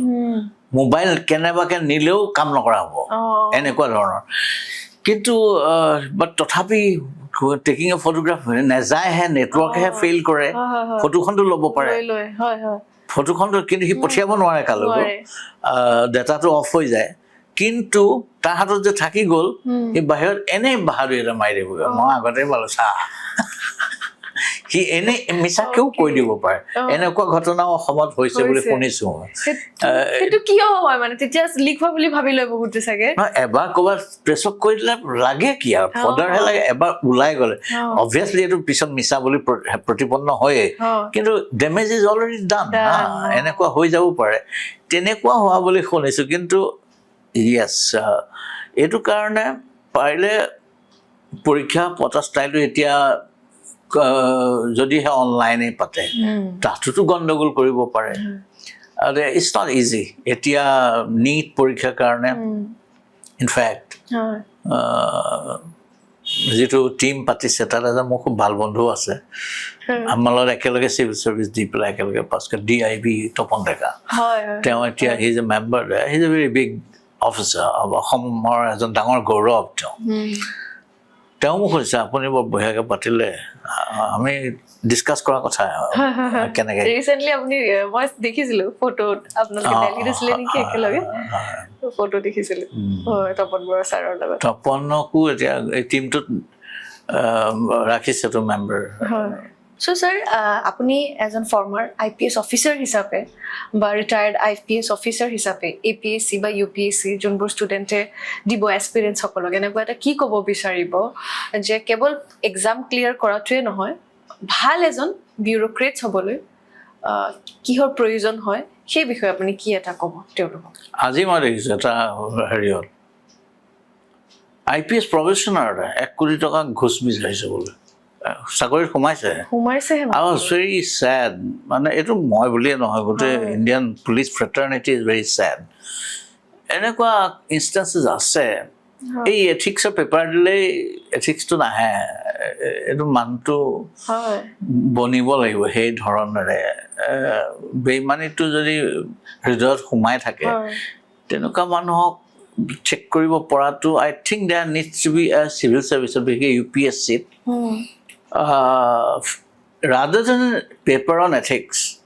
মই ভাবোঁ এটা সাইকো এনালিসিস হ'ব লাগে ইচ ক্যান্ডিডেটৰ মানে prelims mains interview should be divided into 3 categories one is a personality test number 2 is a psychoanalysis of the person তেতিয়া এটো বৰ ইম্পৰ্টেন্ট সেগমেন্ট এটা সেইটো হলে তাৰ মনৰ অৰিয়েন্টেশনটো কি হেতু ধৰিব পাৰিব তাত বহুত বাগা বাগা সুকা হলে নহব নহয় পাস কৰিলে নহয় তো হি হ্যাজ টু সাৰ্ভ কথা হল সাৰ্ভিস অৰিয়েন্টেশন মানুহ সেৱা কৰা মেন্টালিটি চাকৰি কৰি প্লে নহয় এটা মানে সিভিল সাৰ্ভিস মোৰ বৰ বেয়া লাগে কথাবোৰ মানে সেৱাৰ মনোবৃত্তিটো খুব আৱশ্যক সেইকাৰণে মই সোশ্যাল ৱৰ্ক মই মাষ্টাৰ ডিগ্ৰী কৰি সোশ্যাল ৱৰ্কত মই ভাবো it has really influenced me social ৱৰ্কত যেটো কোৰ্সটো তোমাৰ মনত তাৰ modern sense of social work কিন্তু এটা কথা এই কোৰ্সটোৱে তোমাৰ মনত এটা এই এটিটিউডটো বীজ ৰোপণ কৰে যে আই মাষ্ট সাৰ্ভ মানে মানুহক পাৰিলে সহায় কৰা আৰু নোৱাৰিলে বেইমানিটো নকৰিবা এটলিষ্ট সেইটো এই বীজটো ৰোপিত হোৱাটো বিৰাট দৰকাৰ সেইকাৰণে মই ভাবো প্ৰিলিমিনাৰী কোৰ্সটো বিশেষকৈ মছুৰী একাডেমীত লাল বাহাদুৰ শাস্ত্ৰী নেশ্যনেল এডমিনিষ্ট্ৰেশ্যন আমি বাৰু ৰিটায়াৰ হ'লো এতিয়া আৰু কিন্তু মই ভাবো তাত এই Delhi school of social work পৰা মই পাছ কৰা টাটা ইনষ্টিটিউট অফ সোশ্যাল সায়েন্সত আছে সেই কোৰ্সটো ধৰণেৰে এই ইয়াতো এটা ফাণ্ডামেণ্টেল বেসিক বস্তুবোৰ ভৰাই দিবৰ কাৰণে আমাক কি কৰে এই দুখীয়া মানুহবোৰৰ লগত এছ'চিয়েট কৰি দিয়ে হস্পিটেলত গৈ পেলাই আমাৰ কলেজবোৰত কিয় কৰিব নোৱাৰে তেতিয়া কি হয় এই GMCটো ফৰ এক্সাম্পল কিমান দুখীয়া মানুহ আহি পেলাই বহি থাকে কোনজন ডক্টৰৰ ওচৰত যাব নাজানে কলেজ এখনৰ পৰা যদি নি পেলাই দুখীয়া মানুহটো কোনজন ডক্টৰে নি পেলাই সহায় কৰি দিয়ে সপ্তাহত এদিনটো আহিব পাৰে এজন ছাত্ৰ তেনেকৈ 10জন ছাত্ৰ যদি আহিলে 10খন কলেজৰ পৰা দুখীয়া মানুহখিনিক খালি কোনটো ডক্টৰৰ ওচৰলৈ যাব লাগে কোনখন টেবুলত যাব লাগে আগবঢ়াই দিয়া এই হেল্প কৰি এইটোৰ এটা ট্ৰেইনিং যদি থাকে খুব ধুনীয়া কথা তেতিয়া সাৰ্ভিস অৰিয়েন্টেশনটোৰ বীজ এটা ৰোপণ কৰা হয় নহলে পঢ়া শুনা চুকা ভালকে পঢ়িলা ৰাত্তা মাৰিলা ভাল ৰিজাল্ট কৰিলা মেচিন এটা হলা তুমি এইটো কিন্তু আমাৰ অসমত মেচিনটো বনা নাই এইটোৱে প্ৰব্লেম আমাৰ অসমৰ পৰা নাপায় দেখোন মানে খুব কম পায় যদি কথা পাতো APSC ৰ যদি কথা পাতো আমি APSC টো মাষ্ট মই ভাবো ইটস এ মাষ্ট APSC এই প্ৰথম প্ৰবেশনৰ টাইমত হয় কামটো পিছত শিকক হয় প্ৰথমতে এটিটিউডটো ভাল কৰক হয় মই ভাবো তোমাৰ স্কিল কামটো কেলে শিকায় প্ৰথম এবছৰ নে দুবছৰ প্ৰবেশন কৰে নহয় তাত ক'ৰবাত কামত লগাই দিয়ে এছ'চিয়েট কৰি দিয়ে ডিএমৰ লগত ডিচি বা আজিকালি কি কয় হেৰি ডিচি নকয় নহয় কি কয় কমিশনাৰ কয় এছিষ্টেণ্ট কমিশনাৰ হিচাপত যায় তেতিয়া এই ডিচি কাম ৰেভিনিউ কাম শিকাতকৈ ল এণ্ড অৰ্ডাৰ শিকাতকৈ সি এটিটিউড ডেভেলপ কৰিব লাগে দুখীয়া মানুহক কেনেকৈ হেল্প কৰিব লাগে হস্পিটেলত থিয় ডঙা দি থাকিব লাগে দুখীয়া মানুহে কেনেকৈ ডক্টৰৰ ওচৰত যাব পাৰে কেনেকৈ চাৰ্কল অফিচত মাটি বাৰী প্ৰব্লেমছবোৰ হৈছে দুখীয়া মানুহ সেইবোৰ সি চাবলৈ পাব লাগে সেই মানুহ ঘৰত থাকিব গ'লে পাবগৈ মানে স্কিলটোহে আটাইতকৈ স্কিলটো ইম্পৰ্টেণ্ট নহয় স্কিলটো very important at a later stage আৰু নলেজটো important knowledge can be acquired by way of working by way of reading পঢ়া শুনা কৰি জ্ঞানটো আহৰণ কৰিব পাৰি নলেজ আৰু স্কিল দুইটা দৰকাৰী বস্তু চাকৰিয়াল APSC পাছ কৰা এজনৰ কাৰণে কিন্তু আটাইতকৈ ইম্পৰ্টেণ্ট মনোবৃত্তিটো যদি সেৱাৰ মনোবৃত্তি এটাৰ বীজ যদি ৰোপণ কৰিব পাৰি ট্ৰেইনিঙৰ পিৰিয়ডতে বা আগতে যদি কৰিব পাৰিলে ভালেই আৰু ইণ্টাৰভিউটো চিলেকশ্যনটো কৰোঁতে চাইকো এনালিচিছ এটা কৰি ল'লে ভাল কাৰণ ঘেগেলা বস্তুবোৰ যাতে বন্ধ কৰি দিব পাৰি আৰম্ভণিতে কাৰণ মানে যেতিয়া এথিক্স ছাবজেক্টটো পঢ়া হয় 250 মাৰ্কছৰ থাকে এটা ছাবজেক্ট তাতে ইণ্টিগ্ৰিটি প্ৰবিটি এম্পেথি চিম্পেথি সব পঢ়ে ইমান মেকানিকেল হৈ যায় হাতে কামে কৰিব লাগিব 125 মাৰ্কছটো অনলি আপোনাৰ কেছ ষ্টাডিজ খিনিতে থাকে তাৰ পাছতো যে সেই কেছ ষ্টাডি কৰাতকৈ নিজে কেছ কৰিব লাগে সেইটোৱে নিজে যদি কিন্তু মই পাইছো বহুত ভাল ভাল অফিচাৰো আছে ACS ফেণ্টাষ্টিক অফিচাৰ আছে বহুত কাম কৰিছে ৰাইজৰ কাৰণে ACSৰ APSত মই দেখিছো কি বিউটিফুল অফিচাৰ্ছ আছে কিন্তু য়েছ উল্টা পাৰ্টিও আছে বেছকেনে গতিকে এনেকুৱা ধৰণৰ প্ৰথমতে কৰাটো ভাল হ'ব বুলি মই ভাবোঁ নাই এইটো এটা মানে খুব ভাল কথা কৈছে এইটো যদি গভৰ্ণমেণ্টেও এই বস্তুটো ফ'ল' কৰে বা এই ইনিচিয়েটিভটো লয় এটলিষ্ট প্ৰবেশ্যনাৰী অফিচাৰ্ছখিনি যদি এবাৰ সেই বস্তুটো নিজে যায় প্ৰেক্টিকেলি আপুনি যেনেকৈ কৈছে হস্পিটেলতে হওক বা তেনেকুৱা হাজাৰটা কাম দুখীয়া মানুহক সহায় কৰা তাত যদি সেই বস্তুটো আজি কেৱল ছিনিয়ৰ অফিচাৰক ছেটিছফাই কৰি থাকি কেছটো তাৰমানে সেই অৰিয়েণ্টেশ্যনটো নালাগে মানে প্ৰকৃত সেৱাৰ মনোবৃত্তি এটা ডেভেলপ কৰা চিভিল চাৰ্ভেণ্ট চ' ছাৰ এতিয়া আমি শ্ৰীমন্ত ফাউণ্ডেশ্যনৰ ওপৰত অলপমান কথা পাতিম চ' ছাৰ শ্ৰীমন্ত ফাউণ্ডেশ্যনে বহুত ধৰণৰ কাম কৰি আহিছে ফাৰ্ষ্ট আমি ভিজুৱেলি ইম্পেয়াৰ্ড বা দৃষ্টিহীন ষ্টুডেণ্টসকলৰ আপোনালোকে বা শ্ৰীমন্ত ফাউণ্ডেশ্যনে বহুত ধৰণৰ সহায় কৰিছে সেই বিষয়ে অলপমান কওকচোন ফাৰ্ষ্ট আমি সেইটোৰ বিষয়ে জানিব চেষ্টা কৰিম কেনেকৈ হ'ল বহুত নহয় কিছু ধৰণেৰে আমি ইমান ডাঙৰ সংগঠনো নহয় কিন্তু আমি বহুত দীঘলীয়া আমাৰ পৰিক্ৰমাটো ভূপেন হাজৰিকা ডাঙৰীয়াই যথেষ্ট আমাক উৎসাহ দিছিলে আৰু ডক্টৰ কেশৱানন্দ দেৱ গোস্বামী তেখেত আমাৰ প্ৰথম সভাপতি আছিলে আৰু মানে যেতিয়া দেখা গৈছিলে হেৰি আমাৰ জাতি জনগোষ্ঠীবোৰ অসমীয়া যিটো মূল ধাৰা সেইটোৰ পৰা কিছুমান বিচ্ছুৰিত হৈ পৰিছে আঁতৰি গৈছে তেতিয়া প্ৰথমতে তেওঁলোকক কেনেকৈ আঁকোৱালি আনিব পাৰি সেইকাৰণে এটা প্ৰচেষ্টা কৰিছিলে তেতিয়া সেতু বন্ধ বুলি এটা কাম প্ৰজেক্ট হাতত লোৱা হৈছিলে মানে বিল্ডিং ব্ৰিজেছ এমংষ্ট কমিউনিটি তেতিয়া মিচিংসকলৰ ভাওনা তুমিচিত বৃত্তি মোৰ প্ৰাৰ্থনাটো বড়ো ভাষাত মিচিং ভাষাত এনেকৈ ধৰণে গোৱা হৈছিলে ভূপেন দা খুব এক্সাইটেড আছিলে ইনফেক্ট ভূপেন দাই এটা গানো লিখি দিছে আমাৰ কাৰণে এইটো শ্ৰীমন্ত ফাউণ্ডেশ্যন ইনফেক্ট বৰ ধুনীয়াকৈ কৈছে ভিডিঅ' আছে মোৰ ওচৰত এটা সৰ্বকালৰ এটা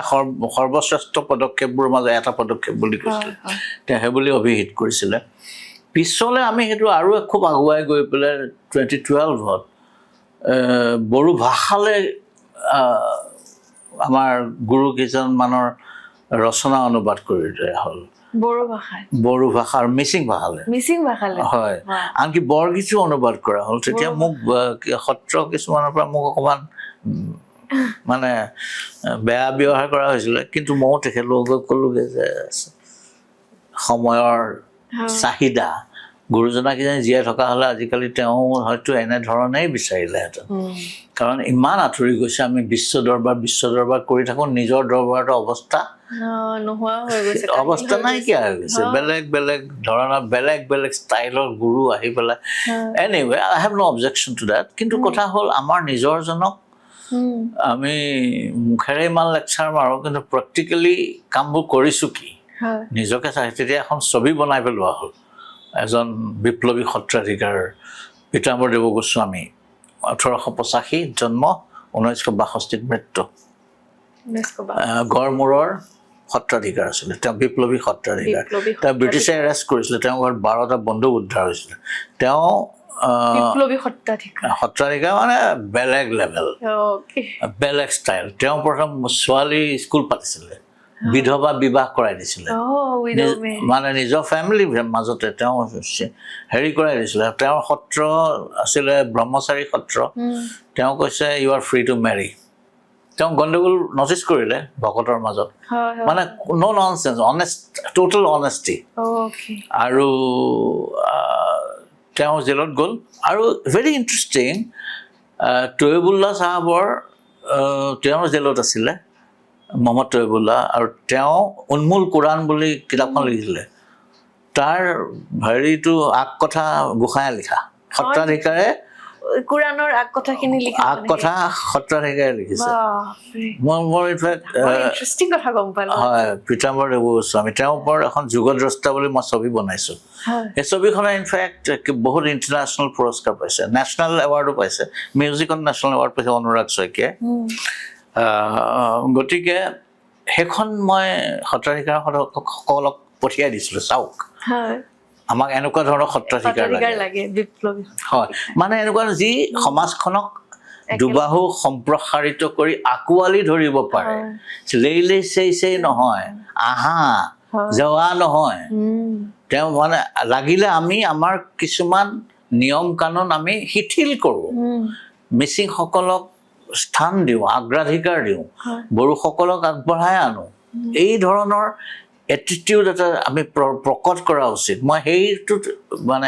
সেইটো কৰিবলৈ যাওঁতে আমি প্ৰেক্টিকেলি কৰোঁ মানে কামবোৰ কৰোঁতে এতিয়া সাকু বুলি কৰি আছোঁ বৰ্তমান প্ৰায় এবছৰমান আমি কোকৰাঝাৰ আৰু চিৰাঙৰ বঙাইগাঁও জিলাৰ বড়োসকলৰ বিহু শিকাই আছোঁ এই ঢোলটো বজোৱাটো বৰ দিগদাৰ পায় বিশেষকৈ চিৰাঙৰ বড়ো মানুহ পেঁপাটো ধুনীয়া বজায় মোৰ ভিডিঅ' আছে আৰু ছোৱালীবোৰেতো গাই ধুনীয়া ল'ৰাবোৰে গায়ো ভাল নাচেও ভাল তাৰপিছত বৰুৱা কলিতা চৰকাৰ ৰাজবংশী দে ইত্যাদিবিলাকক বড়ো শিকোৱা হৈছে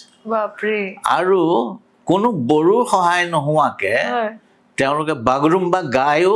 খ্ৰামটো বজায়ো চিফুংটো বজায়ো এজনো বড়ো নোহোৱাকৈ গোটেই বাগৰুম্বা প্ৰগ্ৰেম বা অন্যান্য প্ৰগ্ৰেম বড়ো প্ৰগ্ৰেম তেওঁলোকে কৰা কাৰণ সন্মানটো দিয়া হয় আৰু বড়ো ভাষা ভনীসকলো বিৰাট ভাল পায় কথাটো wow others R doing my things সেইটোহে কৰিব ঠিক তেনেকৈ বৰুৱা কলিতা শইকীয়া গগৈ গোস্বামী এতিয়া মিচিং ভাষাত কোনো মিচিং সহায় নোহোৱাকৈ গুমৰাগ কৰিব পৰা হ'ল নিতম কৰিব পাৰে যেনেকৈ মিচিংসকলে ভাওনা কৰিছে মিচিং ভাষাত কৰিছিলে আজিকালি এনেও কৰে ৰাসো মিচিং ভাষাত কৰা হ'ল আজিকালি সত্ৰবিলাকো মৰমীয়াল হ'ল বা এতিয়া আঁকোৱালি লৈছে আজিকালি যথেষ্টখিনি ভাল হৈছে গতিকে এই সাকু বুলি কওঁ আমি বৰ্তমান প্ৰগ্ৰেমটো তেতিয়াই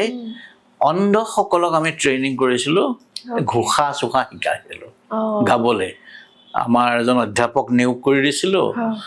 আৰু মুকবধিৰসকলক সত্ৰীয়া নাচ শিকাইছিলোঁ 22টা ল'ৰা ছোৱালী তেতিয়া সিহঁতে ধুনীয়াকৈ কৰিছে কিন্তু বৰ টান মুকবধিৰে নাচে যিটো গীতত তেওঁলোকে নাচে সেই গীতটো তেওঁলোকে নুশুনে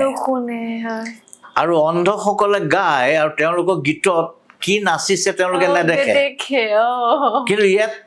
তেওঁলোকৰ সমন্বয় এটা হয় কেনেকে কৰিলে আপোনালোকে বাৰু এইটো এইবোৰ বহুত হেৰি আৰু ইন দ্য প্ৰচেছ আমি চাইন লেংগুৱেজ যদি মুখ্যবধীসকলক বুজোৱা হৈছে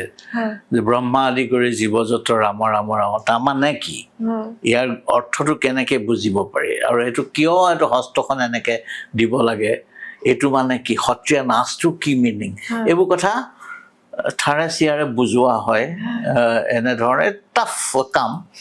সেইবোৰ কৰি থাকোঁতে আমি মন কৰিলোঁ যে ল'ৰা ছোৱালীবোৰক অকল এইবোৰ কৰিলে নহ'ব তেওঁলোকৰ ঘৰবোৰো চাব লাগিব আটাই 22 ঘৰলৈ আমি নিজে গৈছোঁ অসমৰ বিভিন্ন অঞ্চলত চবৰে ঘৰলৈ গৈছোঁ মই নিজে গৈছোঁ লগতে আমাৰ গ্ৰুপ যায় গৈ কাৰোবাৰ আধাৰ কাৰ্ড নাই কাৰোবাৰ এখন কি কয় হস্পিটেলৰ ফেচিলিটি পোৱা এখন কাৰ্ড নাই বিভিন্ন ধৰণৰ সমস্যা যি কাৰোবাৰ ঘৰত পানী নাই লেট্ৰিনটো পাব লাগে তেওঁলোকে পোৱা নাই তেতিয়া গাঁও পঞ্চায়তৰ ছেক্ৰেটাৰী মই CICত আছিলোঁ সেইকাৰণে অকণমান ধমকি দিলে হৈ যায় কামটো যদি কোনোবাই গণ্ডগোল কৰিছে এইবোৰ কৰি দিওঁ মাজে মাজে গতিকে বহুতৰ উপকাৰ হৈছে এতিয়া আমি অকণমান চিৰিয়াছলি তাকে অকণমান আৰু আগবঢ়াই দিওঁ বিশেষকৈ আমাক ক'লে শিক্ষাৰ প্ৰব্লেম হৈছে এতিয়া এখন স্কুলত আমি ক্লাছ 9ৰ ল'ৰা ছোৱালীক লেপটপ দিছোঁ তেওঁলোকৰ পাঠ্যক্ৰমৰ তাৰমানে ব্ৰেইলিত কেইবাখনো কিতাপ নাই গতিকে মেট্ৰিক দিয়ে মানে নপঢ়াকেই মেট্ৰিক দিব লাগে ব্ৰেইলি কিতাপ যিখন নাই সেইখনৰ কাৰণে আমি কি কৰিছোঁ লেপটপটো আমাৰ লগৰ বন্ধু বাৰ্গৰ পৰা খুজি মেলি আমি ছেকেণ্ড হেণ্ড লেপটপ লৈ ভাল কৰি তাত শিক্ষক নিয়োগ কৰি পঢ়ুৱাই দিছোঁ বিজ্ঞান সমাজ অধ্যয়ন এনেকুৱা কিতাপবোৰ টোটেলি পঢ়ি দিছে সেইটো ৰেকৰ্ড কৰি তেওঁলোকক শিকাই দিছোঁ কোনটো বুটনত টিপিলে শুনিব পাৰে শুনি শুনি তেওঁলোকে সেইকেইখন কিতাপ পঢ়া ছিষ্টেম এটা কৰাইছোঁ এতিয়া মই নেশ্যনেল এছ'চিয়েশ্যন অফ ব্লাইণ্ড NABত গৈ আছোঁ আমি টাচত আছোঁ এতিয়া আমি চেষ্টা কৰিছোঁ চাওঁচোন আমি আগবাঢ়িছোঁ এতিয়া আৰু কি কি কৰিব পাৰি এতিয়া তেওঁলোকৰ কাৰণে স্পেচিয়েল ক্লাছ কিছুমান আমি কৰিবলৈ সক্ষম চেনেল এটা আৰম্ভ কৰিব গৈছোঁ খুব সুন্দৰ এটা ষ্টুডিঅ' এটা আমাৰ হৈ গৈছে ইতিমধ্যে এই সক্ষম আমি বুলি নামটো আকৌ সক্ষম দিয়া হৈছে যদিও এইটো স্পেচিয়েলি সক্ষমৰ কাৰণে কৰা হৈছে বিশেষভাৱে সক্ষমৰ কাৰণে কিন্তু নামটো দিছোঁ আমি সক্ষম গতিকে চাওঁ আমি আগবাঢ়িবলৈ যত্নপৰ হৈছোঁ আৰু অনতিপলমে নিশ্চয় ৰাইজে এই বিষয়ে গম পাব অকল তেওঁলোকো বুলিয়ে নহয় সাধাৰণ পৰীক্ষা দিয়াৰ প্ৰাৰ্থীসকলৰ কাৰণে ফ্ৰীতে এই কম্পিটিটিভ পৰীক্ষাবোৰ বিশেষকৈ থাৰ্ড গ্ৰেড ADRE বা এনেকুৱা বেংকিং এক্সামছ এইবিলাকৰ কাৰণেও আমি পঢ়ুৱাম থ্ৰু দিছ চেনেল আৰু মানে এই চেনেলটোৰ কামটোৱে তেনেকুৱা হ'ব মানে জিং বেং উৎপাত অত্যাচাৰ নাই নিউজ চিউজ নাই কিন্তু এনেকুৱা ধৰণৰ কাম কিছুমান আমি কৰা প্লেন কৰিছোঁ আপুনি ছাৰ এতিয়াও সেই চিভিল চাৰ্ভেণ্টৰ সেই কামটো এতিয়াও সেনেকেই কৰিয়ে আছে মানে গোটেই মানুহখিনিক ৰাইজক সেৱা কৰা প্ৰত্যেকটা কাম মোৰ শুনি এই ইনিচিয়েটিভ শুনি সঁচাকৈ বহুত বেছি ভাল লাগিছে তেওঁলোকৰ কাৰণে খুব কম মানুহে ভাবে আৰু আপুনি বহুত ডিফাৰেণ্ট লেভেলত কৰি আছে লেপটপ দিয়া তাত ৰেকৰ্ডিং হয় এটা এটা পাঠ্যক্ৰম যিজন আছে পইচা লয় তেওঁ ভালকৈ কৰে যিকেইজনে পইচা নলয় তেওঁলোকে পাল মাৰে মহা মুস্কিল এইবোৰ কাম কৰাটো সেইটোৱে মই ক'ব বিচাৰিছোঁ ইমান সহজ কাম নহয় ছাৰে যোনটো ইনিচিয়েটিভ লৈছে সেইটো বহুত ডাঙৰ কথা আৰু এটা আমি সৰু সুৰা এটা ইভেণ্ট কৰোঁতেই মানে কি হৈ যায় অৱস্থাটো আৰু ইমান ডাঙৰ কাম এটা আৰু ছাৰৰ তেনেকুৱা এতিয়া কোনো হেল্প নোহোৱাকৈ আপুনি যিখিনি হেল্প পাই আছে না ঈশ্বৰে দিয়ে কি হৈছে এতিয়া হয় এই কথা নাই বাৰ্তা নাই মোক ফোন আহিছে हम MD AVNL बोलता है बोले क्या है AVNL बोले आर्मार्ड व्हेहिकल निगम लिमिटेड मैं এইবোৰ কথা ক'বলৈ ভয় নকৰোঁ কাৰণ এইবোৰ সঁচা কথা আৰু এইবোৰ ৰেকৰ্ডত থাকিব बोले ये क्या है बोला हम इंडियन आर्मी का लिए टैंक बनाता है बोले ओके बोल कहिए तो क्या है बोला आप भास्कर मंत्री हैं हाँ आप लोग जो काम कर रहे हो हम देख रहे हैं और आपका बारे में 5 जगह से रेफरेंस आया है आप जो कर रहे हो इसको चैनल में आप दिखाओ तो इसका लिए पैसा हम देगा है बोली कोई তেওঁলোকে আমাক কেপিটেল এক্সপেণ্ডিচাৰটো দিছে যিটো লগে লগে অফিচ লৈয়ে ল'লোঁ এতিয়া কেমেৰা কিনিবলৈ আৰু মানুহৰ দৰমহা দিবলৈ এবছৰৰ কাৰণে তেওঁলোকে দি দিব সেইখিনি পইচা তেওঁলোকে দিব এইবোৰতো আমি এপ্লাইও কৰা নাই কাকো খোজাও নাই কোৱাও নাই নিজে নিজে মানে আহিছে গতিকে মই ভাবিছো এইটো ঈশ্বৰে বিচাৰিছে নেকি আকাশৰ পৰা সৰি পৰা নাই কোনোবা বোলে 5 জেগাৰ পৰা আমাৰ কথা কৈছে মই ভাবিছো আমাৰ আৰ্মি বিলাকে মোক বৰ আমাৰ ৰেচপেক্ট কৰে কাৰণ বহুত কাম কৰিছিলো একেলগে তেওঁলোকে মোক দেখিছে আমি যদিও গৰমটো দেখাওঁ আমি লগে লগে ৰাইজৰ সেৱাটো ট্ৰুলি কৰিবলৈ চেষ্টা কৰোঁ সেইকাৰণে হয়তো তেওঁলোকে কৈছে ভাস্কৰ মহন্তক যদি কৰোৱাই সেইকাৰণে হয়তো মোৰ কাৰণে মই দুজনৰ কথা গম পাইছো দুজনে আমাৰ কথা কৈছে কিন্তু 3জন এতিয়াও নাজানো কোনে ক'লে আমাৰ কথা আমাক দিব লাগে বুলি সঁচাকে মোৰ বহুত বেছি ভাল লাগিছে ছাৰ কাৰণ গভৰ্ণমেণ্টৰো কোনো ধৰণৰ এতিয়া আপোনালোকৰ তেনেকে গভৰ্ণমেণ্টৰ ফালৰ পৰা হেল্প নোহোৱাকৈ এতিয়াও যে ৰাইজৰ বাবে ইমানখিনি কৰি আছে ছাৰে সেইটোৱে বহুত ডাঙৰ কথা এইটো ৰাইজৰ বাবেতো কৰি ভাল লাগে মানে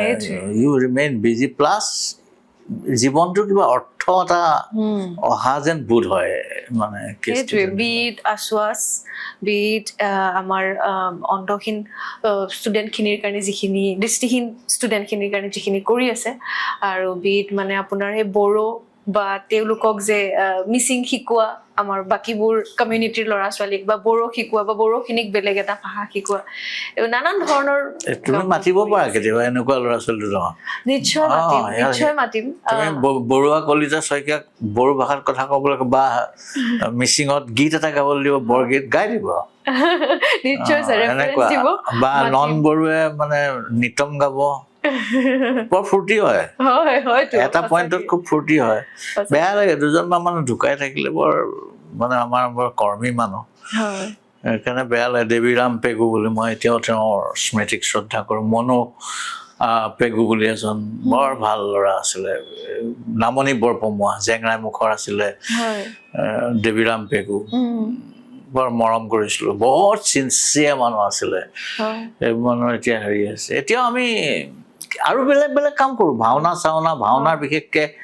আহাৰ্যৰ কাপোৰ কানিবোৰ অলংকাৰ এইবোৰ কলিকতাৰ পৰা অনাতকৈ পঞ্জাৱতকৈ অনাতকৈ অসমৰ যাতে গ্ৰাম্য অৰ্থনীতিটো ভাল হয় সেইকাৰণে আমি খুব ষ্ট্ৰং এডভোকেচি এটা কৰিছোঁ সেইবোৰ শাস্ত্ৰসন্মত হ'ব লাগে এজ পাৰ আৱাৰ শাস্ত্ৰিক ট্ৰেডিশ্যন আমাৰ গুৰুসকলে যি লিখি থৈ গৈছে সেইমতে হ'লে আমাৰ শিপিনীবোৰ ধনী হ'ব তহঁতি সেইৰ পৰা কিয় কিনিব লাগে টিভি চাই আমাৰ কৃষ্ণটো শংকৰদেৱৰ কৃষ্ণ ক্ষীৰ লবনো লৈয়া শিঙা বেত বেনু সকালে মেলিও বৎস হাম্বা লেৱে ধেনু মাধৱদেৱে লিখিছে তেজৰে কমলাপতি বৰগীতটোত অসমৰ কৃষ্ণই কি লয় ক্ষীৰ লয় লবনো লয় লবনো মানে পিঠাগুৰি ঘিউৱে বনোৱা চেনি অকণমান দি পেলাই বৰ ধুনীয়া লাগে টেষ্টি অকণমান হেৰি গুটিটো লবনো কয় ক্ষীৰ লবনো লয় শিঙা লয় পেপা এটা লয় অসমৰ কৃষ্ণই মই দেখিছো এটা তেনেকুৱা পেপা লোৱা কৃষ্ণ এখন হেৰিয়ত বৰদোৱাত আছে কিন্তু আমাৰ অসমত ভাওনাত কোনো কৃষ্ণ পেপা নলয় আমাৰ টিভি চাই পেলাই কৃষ্ণ হ'বলৈ গৈছে এতিয়া মডাৰ্ণ হ'বলৈ যায় গতিকে আমাৰ আহাৰ্য যিটো কনচেপ্ট সেই আহাৰ্য আমাৰ শাস্ত্ৰমতে হ'ব লাগে টিভিৰ মতে বা ভ্ৰাম্যমান থিয়েটাৰৰ মতে বা চিনেমা নিচিনাকে এইটো দিবলৈ যাওঁতে আমি এই কাউৰীয়া মৰাৰ পেখম ধৰিবলৈ গৈ পেলাই এটা মৰা চৰাই এতিয়া কাউৰী হৈ যাব সঁচাকে আমি মানে লোকক নকল কৰাটো সেইকাৰণে আমি এটা ষ্ট্ৰং এডভোকেচি কৰি ফুৰিছোঁ কৰি কৈছো যে আহাৰ্য বনাব লাগে এতিয়া সেই বেচেৰা আহাৰ্য বনোৱা ল'ৰাটো প্ৰদীপ হাজৰিকা আমগুৰি বৰ টেলেণ্টেড ল'ৰা সি শুদ্ধকে বনায় ধুনীয়া মুখা বনায় এইটো নহয় যে আধুনিকতা নালাগিব লাগিব কিন্তু আমাক এটা লিমিটেড লাগে আমাক এনেকে লাগে যিটো শাস্ত্ৰীক ট্ৰেডিশ্যনটো ওলাই নকৰে সেইটো সন্মান কৰি ৰাখে সি জানিছে সি বানপানীত একদম ককবকাই আছে বেচেৰা মই গৈছো সিদিনা তাক কৈছো গুৱাহাটীতো এটা চেপ্টাৰ খুলিবলৈ মৃদু মৌচমতে বৰ ধুনীয়া কাম কৰি আছে হেৰিয়ত ঢিঙৰ প্ৰগতি আহাৰ্য বুলি এটা গ্ৰুপ মৃদুহঁতৰ এটা গ্ৰুপ আছে খুব মেনুস্ক্ৰিপ্ট পেইণ্টিঙৰ কাম কৰি আছে গতিকে আছে কিন্তু তেওঁলোকে যি ধৰণে এনকাৰেজমেণ্ট পাব লাগে অলপ নিৰীহ নিপানীকে আছে তেওঁলোকক এনকাৰেজ কৰাটো আমি গুৰুত্ব দিছোঁ শ্ৰীমন্ত ফাউণ্ডেশ্যনে বহুত খুব ভাল ইনিচিয়েটিভ লৈ আছে খুব ধুনীয়া ইনিচিয়েটিভ লৈ আছে আৰু এটা বস্তু ছাৰ জানিব বিচাৰিছিলোঁ শ্ৰীমন্ত ফাউণ্ডেশ্যনে 2012ৰ পৰাই ফ্লাড ৰিলিফৰ কাম কৰি আছে চাগে মই যদি ভুল হোৱা নাই, অভিযান নিৰাময় বুলি আমাৰ এটা অভিযান হয়, চলে তেতিয়া ছ'চিয়েল মিডিয়া কোনো প্ৰচাৰ নাছিলে, সেই তেতিয়াৰ পৰাই কৰি আছে। আৰু আজিৰ ডেটতো আছাম ফ্লাড ৰিচেণ্টলি যোনটো হৈ গ'ল, তাতেও বহুত ধৰণৰ শ্ৰীমন্ত ফাউণ্ডেশ্যনে আমি ঢোলটো কমকে কোবাওঁ সেইটোৱে এতিয়াও। ইনফেক্ট কাইলৈ মই গৈ আছো, মই তাকে সাৱধান, ঢোল সেইটোৱে ঢোল পিটিব নোৱাৰো, কাৰণ আমি এবাৰ চিৰিয়াছ কাম এটা হাতত লৈছো, গড হেল্প আছ। আৰু মই তাকে কৈছো, আমি এজন মেণ্টৰ কৈয়ে দিব লাগিব, মই নকওঁ কথাবোৰ, এজন নিয়োগ কৰিম কিছুমান পীড়িত শিশুৰ কাৰণে। হয় মই মেণ্টৰ কেইজনক কৈছো, ভাস্কৰ মহন্তই কৈছে উপায় নাই আৰু সেইকাৰণে যাব আৰু বুজিছা, এনেকে ক'লে নালাগে। নালাগে তুমি যদি ভাবিছা এইটো মই সেৱা কৰাৰ এইটো মই উত্তম সুযোগ পাইছো, আৰু এইটো বানপানী থকা অৱস্থাৰ নহয়, 5 বছৰৰ কাৰণে দেই, আমি কেইদিনমানৰ কাৰণে নহয়, আমি 5 বছৰ চলাম। এটা আমাৰ কেপাচিটিত কৰিব পৰা ডাঙৰ কাম নহয়, আমাৰ কেপাচিটি ইমান ডাঙৰ নহয়, সৰু টাইপ কামটো, কিন্তু চিনচিয়াৰ কাম। আমাৰ ভিউৱাৰ্ছৰ পৰা যদি কোনোবাই কৰিব বিচাৰে, অফক'ৰ্ছ ফাউণ্ডেশ্যনৰ লগত জড়িত হ'ব বিচাৰে, অফক'ৰ্ছ মষ্ট ৱেলকাম, কিন্তু খালি সেই মনোবৃত্তিটো থাকিব লাগিব, সেৱাৰ মনোবৃত্তিটো লাগিব, সেইমতে চলো। কিন্তু আজি মোক কৈছে, ছাৰ কিয় আপুনি তেনেকুৱা, মানে মোৰ টীমটোৱে কৈছে, মানে অকণমানতো ক'ব লাগিব কথাবোৰ, আমি নিজে নকওঁ, একেবাৰে কোনো গম নাপায়। ময়ো সেইকাৰণে ছাৰক ইয়াতে মাতাৰ ৰাইজক সেইটোৱে ক'ব বিচাৰিছিলো, সেইটোৱে মোৰ উদ্দেশ্য আছিলে। ছাৰে ইমান ভাল ভাল কাম কৰি আছে, মই বহুত দিন মানে বছৰৰ পৰাই ক'বলৈ গ'লে ফ'ল' কৰি আছো, কিন্তু গম নাপায় মানুহে সেইখিনি বস্তু পাই কথা বেছ ওলাইছিলে এটা সময়ততো, বাপৰে একদম হাংগামা। কিন্তু মানে এই সৰু সুৰা ছ'চিয়েল মিডিয়াত আমি কিবা এটা কাম কৰিলে বহুত বেছি মানুহে গম পাই যায়, কিন্তু আপোনালোকে ইমান ডাঙৰ ডাঙৰ কাম কৰিও সেই বস্তুটো সিমান দূৰলৈকে নাযায়, বা বহুত মানুহে জড়িত হ'বলৈও চেষ্টা কৰিব পাৰে বা বিচাৰিব পাৰে যে আমি সৰুকে ৰাখো, এইটো এটা আমাৰ হেৰি, কাৰণ মানুহ বেছি হৈ গ'লে হাতৰ পৰা নিয়ন্ত্ৰণ বা বাহিৰ হৈ যায়, তেতিয়া মানে এই নেগেটিভিটি কিছুমানে আহি যায়, সেইকাৰণে আমি খুব কেয়াৰফুল হওঁ। তথাপি যিখিনি চিনচিয়াৰ মানুহৰ সহায় সহযোগেৰে ইমানখিনিলৈকে আহিছো, আই এম চিয়'ৰ ৰাইজৰ আশীৰ্বাদ সহযোগ আমাৰ সদায় কাম্য। এতিয়া এটা প্ৰজেক্ট কৰি আছো বৰ্তমান, চাউণ্ড অফ ৰুটছ, শিপাৰ শব্দ বুলি, শিপাৰ শব্দ আমাৰ প্ৰজেক্টটোৰ নাম। এটা পাৰ্ট শেষ হৈছে, যিখিনি নাইকিয়া হৈ যাবলৈ ধৰিছে সুৰ, সেইখিনিক ধৰি ৰখাৰ এটা প্ৰচেষ্টা। অলৰেডি আমাৰ ট্ৰেইনিং কৰি আছে, চিৰিয়াছ ট্ৰেইনিং ভালকৈ চলি আছে, আৰু প্ৰজেক্টটো খুব সুন্দৰকৈ হ'ব হৈছে। এইটো first phase, next phase will be শিপাৰ সুৰ মিচিং, শিপাৰ সুৰ আহোম, শিপাৰ সুৰ বড়ো, শিপাৰ সুৰ মুছলমান, এনেকুৱা ধৰণৰ আমি কৰিম। মানে জিকিৰ জাৰিৰ ওপৰত বাই দিওঁ আমি, ভাল কাম কৰিছোঁ ধুবুৰীত। ইনফেক্ট সত্ৰ এখনতে আমি জিকিৰ জাৰি ট্ৰেইনিং কৰাইছোঁ, ইনক্লুডিং BN কলেজ। BN কলেজত কৰিছোঁ, ধুবুৰীৰ BN কলেজত। আজিমুদ্দিন নিজে যায়, মোৰ লগতে থাকিছিলে, এতিয়াও কৈ থাকে আৰু দাদা আৰু নকৰে নেকি। এতিয়া মানে চব কাম একেলগে কৰিব নোৱাৰে বোলো, টেক ইট ইজি। গতিকে তেনেকুৱা বিভিন্ন লেভেলত আমাৰ কিবা কিবি কাম চলি আছে। ছাৰ, মই আপোনাৰ এটা আৰ্টিকেল পঢ়িছিলোঁ, আপুনি ৰিচেণ্টলি আছাম ফ্লাডৰ ওপৰত লিখিছিলে। তাত বহুত ধুনীয়া আপুনি কিছুমান বস্তু লিখিছিলে, মানে লং টাৰ্ম পলিচি কিছুমান লিখিছিলে বা ইনিচিয়েটিভ কিছুমান লিখিছিলে। সেয়াৰ ওপৰত আপোনাৰ মৰবি, গুজৰাটত মৰবি ফ্লাডৰ পৰা আমি সেইটো কৈছো, মৰবিত 79ত নেকি, 79 যিটো জলবোমা হৈছিলে, মৰবিৰ লগত এইটো তুলনা কৰিব নোৱাৰি। আচলতে মৰবিটো খুব বেছি ডাঙৰ আছিলে, প্ৰচণ্ড ডাঙৰ জলবোমা আছিলে। 55,000 মানুহ মৰিছে, 55,000 মানুহ মৰিছে মৰবিত, আৰু ধ্বংস হৈ গৈছিল গোটেই ডিষ্ট্ৰিক্টখন। এতিয়া মৰবিলৈ যোৱা, one of the most ideal district of the country. ডিজাষ্টাৰটোক তুমি যদি বিপদটোক হ'ল আৰু পালা আৰু যদি আমি এটা নতুনকৈ ৰিকনষ্ট্ৰাকশ্যন পুনৰ নিৰ্মাণৰ এটা আহিলা হিচাপে আমি ল'ব পাৰোঁ, সেইটো কাৰণে এটা মনোবৃত্তিয়ে নহয়, সেইটো কাৰণে সকলোৱে মিলি এটা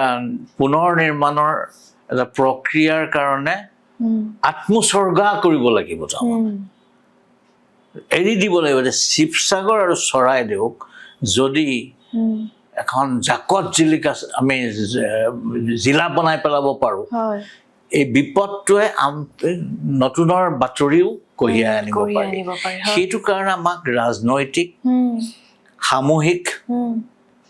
আৰু সাংস্কৃতিকভাৱে পৰিচ্ছন্ন থটছ লাগিব। ইটোৱে ইটোক খালি লেং মৰা, বেয়া কথা কোৱা, নেগেটিভ বিয়োগাত্মক কথা, এই বেছি বেছি আমাক এইটো ভাল কথা নাপতা হোৱা, মানে মানে ভালক ভাল বুলি নোকোৱা, মানে দেশৰ মানে নেগেটিভিটিখিনি অহাটো বৰ দুখৰ কথা হৈছে। গতিকে আমি মৰভীৰ মডেলটোক মই কৈছোঁ সাৰোগত কৰি লওক চৰকাৰে আৰু ৰাইজে, কৰ্পৰেটছক লওক, যোন আহে মুঠতে বনাওক। শিৱসাগৰ চৰাইদেউ পুনৰ নিৰ্মাণ কৰি জাকত জিলিকা এখন জিলা বনাই পেলাওক মৰভীৰ দৰে। Why can't we do that? আমাৰ অসমীয়া সত্তাত সেই ক্ষমতাটো নাই নেকি? কাৰণ এই দুখন জিলা মোমাই তামুলী বৰবৰুৱাই এই দুখন জিলাতে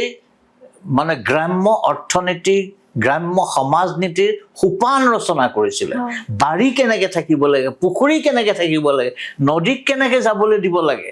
মোমাই তামুলী বৰবৰুৱাই তেতিয়াই মানে তাৰ সোপান ৰচনা কৰিছিলে, সেইমতে চলি আহিছিলে। এটা নতুন নত্বৰ এটা সোৱাদ দিছিলে অসমীয়া জনগণৰ মানসিকতাত, কিন্তু এইটো ধ্বংসই লৈ গ'ল। ঠিক আছে, হ'ব পাৰে এবাৰ আমাৰ ডাঙৰ পৰাজয়, আকৌ জয় হ'ব পাৰে। সেইবুলি অসমীয়া সত্তাই জাগৃত হৈ আমি পাৰোঁ, উই কেন। খালি টিভিটো আগত আহি অসভ্য কথাবোৰ কৈ কৈ, ফাল্টু থাৰ্ড ক্লাছ কথাবোৰ কৈ কৈ এইখন অত্যাচাৰ কৰাতকে আমি যদি একেলগে সকলোৱে এই দুখন জিলা বনাই পেলাওঁ, সেই ধৰণে কামটো কৰিলে ভাল হয়। এইবাৰতো বহুত ফাণ্ডো আহিছে বাহিৰৰ পৰা, বহুত নিশ্চয় আহিছে, কিন্তু এইটো বৰ ডাঙৰ ইনভেষ্টমেণ্ট লাগিব। বহুত ডাঙৰ ইনভেষ্টমেণ্ট, এইটো বহুত ডাঙৰ ইনভেষ্টমেণ্ট লাগিব। এইটো কাৰণে হিউজ কাৰবাৰ এটা লাগিব, নেশ্যনেল ফ'কাছ দৰকাৰ হ'ব। নেশ্যনেল ফ'কাছৰ মানে নেশ্যনেলি ফ'কাছটো অলপমান কম পৰিছে যোনটো মোৰ তেনেকুৱা যেন লাগিছে। এইবাৰ আমাৰ যিমানখিনি আমাৰ মেইন ষ্ট্ৰীম মিডিয়াই যিমানখিনি কভাৰ কৰিব লাগিছিলে সিমানখিনি কৰা নাই। বিশেষকৈ ইনফ্লুৱেঞ্চাৰ বা ইউটিউবাৰ্ছখিনি গৈ পেলাই যিমানখিনি কৰিছে, বাহিৰৰ কথা কৈছোঁ, অসমৰতো ইউটিউবাৰ ইনফ্লুৱেঞ্চাৰ্ছখিনি কৰিছে, বহুত কৰিছে। অসমৰ ৰাইজে জঁপিয়াই পৰিছে, কিন্তু ডিছঅৰ্গেনাইজ হৈছে। মোৰ মতে এই এফৰ্টবোৰ streamlining was very important. Anyway, এতিয়া ক্ৰিটিচাইজ কৰাৰ সময় নহয়, এতিয়া সময় হ'ল নতুনকৈ গঢ় দিয়াৰ। গতিকে সকলোৱে গঢ় দিয়াৰ এটা মানসিকতা নিজে চপাই ল'ব লাগে, আৰু together we can. So' sir, doctor Bhupen Hazarika দেৱে এটা ষ্টেজ প্ৰগ্ৰাম এটা মানে ভিডিঅ' ক্লিপ এটা চাইছিলোঁ, তাত মই পাইছোঁ আপোনাক ডক্টৰ ভূপেন হাজৰিকা দেৱে কৈছে, ই কিয় পুলিচ হ'ল, ই এটা পাগল, ই কিয় পুলিচ হ'ল, সংস্কৃতিৰ পাগল, জ্যোতিপ্ৰসাদ আগৰৱালৰ পাগল, আৰু বহুতে বেয়া পোৱা ভূপেনৰবোৰ মৰম কৰে, ভাল পায়। তো সেইটো যে কৈছিলে আপোনাক, আপোনাৰ ভূপেনৰ বাৰ্থডে মোৰ ঘৰত পাতিছিলোঁ তেতিয়া। হয়, চবেই ইমান হাঁহিছে, আপুনিও ছাইডতে আছে, আপুনিও ইমান ধুনীয়াকৈ হাঁহিছে। আপোনাৰ সেই কথাৰ লগত কি স্মৃতি আছে এতিয়া, আৰু আপুনি কেনেকৈ, মই ভাবোঁ ইমান ধুনীয়াকৈ আপুনি সংস্কৃতিৰ, সঁচাকৈ আপুনি সংস্কৃতি ভাল পায়, ইমান বেছি ভাল পায় আপুনি সংস্কৃতিক, আৰু লগতে পুলিচৰ এই কেৰিয়াৰটো এজ এ DGP বা ছাৰ্ভিচটো ইমান ধুনীয়াকৈ চলাই লৈ গৈছে, কেনেকৈ বেলেঞ্চ কৰিছিলে, আৰু সেই স্মৃতিটোৰ বিষয়ে? জ্যোতিপ্ৰসাদে কৈছিলে, এজন ভাল এডমিনিষ্ট্ৰেটৰ কালচাৰেলি খুব এৱেৰ এণ্ড ফ'কাছড হ'ব লাগে। জ্যোতিপ্ৰসাদে কৈছে মানে, আৰু আই এণ্টায়াৰলি এগ্ৰী। সংস্কৃতি মানে কেৱল নাচ গান নহয়তো, সংস্কৃতি মানে এটা ৱে অফ লাইফ, আৰু সেই ৱে অফ লাইফটো ৰিকনষ্ট্ৰাকশ্যনৰ যদি হয়, সেই ৱে অফ লাইফটো যদি সেৱাৰ মনোবৃত্তিৰ হয়, অট'মেটিক তাত মানে সংস্কৃতি আহিয়ে যায় মই ভাবোঁ হয় গতিকে আৰু কি হয় it connects with people it's easy to connect with people মানুহৰ লগত কঠিন কামটো উজু হৈ যায় তাৰমানে মানুহৰ মাজত গ্ৰহণযোগ্যতাটো ভাল হয় এনেকুৱা হৈছিলে এটা সময়ত আপাৰ আছামত বিশেষকৈ তাত ভাস্কৰ মহন্ত আছিলে নেকি পুলিচৰ কিবা গণ্ডগোল লাগিলে হয় হয় ভাস্কৰ মহন্ত আছিলে ঠিকেই হৈছে চাগে Yes. মানে এনেকুৱা কথা কৈ দিয়ে তেতিয়া কি হয় তোমাৰ মানে you feel very responsible all right মানে এনেকুৱা লাগে যে মোৰ মানে যেন দায়িত্ব বহুত বেছি গতিকে বেছি চিনচিয়াৰ হোৱা যায় সেইখিনি আকৌ ময়ো বাকীখিনি পুলিচলৈ ট্ৰেন্সমিট কৰিবলৈ যত্ন কৰোঁ সেইকাৰণে আমি স্পেচিয়েল ট্ৰেইনিং কৰোঁ মানুহক কেনেকৈ বিহেভ কৰিব লাগে বেয়া মাত আৰু পুলিচক এক্সপেক্ট কৰিলেই নহ'ব পুলিচৰ লাইফটো বনাব লাগিব তেওঁলোকক যদি পৰিৱেশটো ভালকৈ দিব নোৱাৰি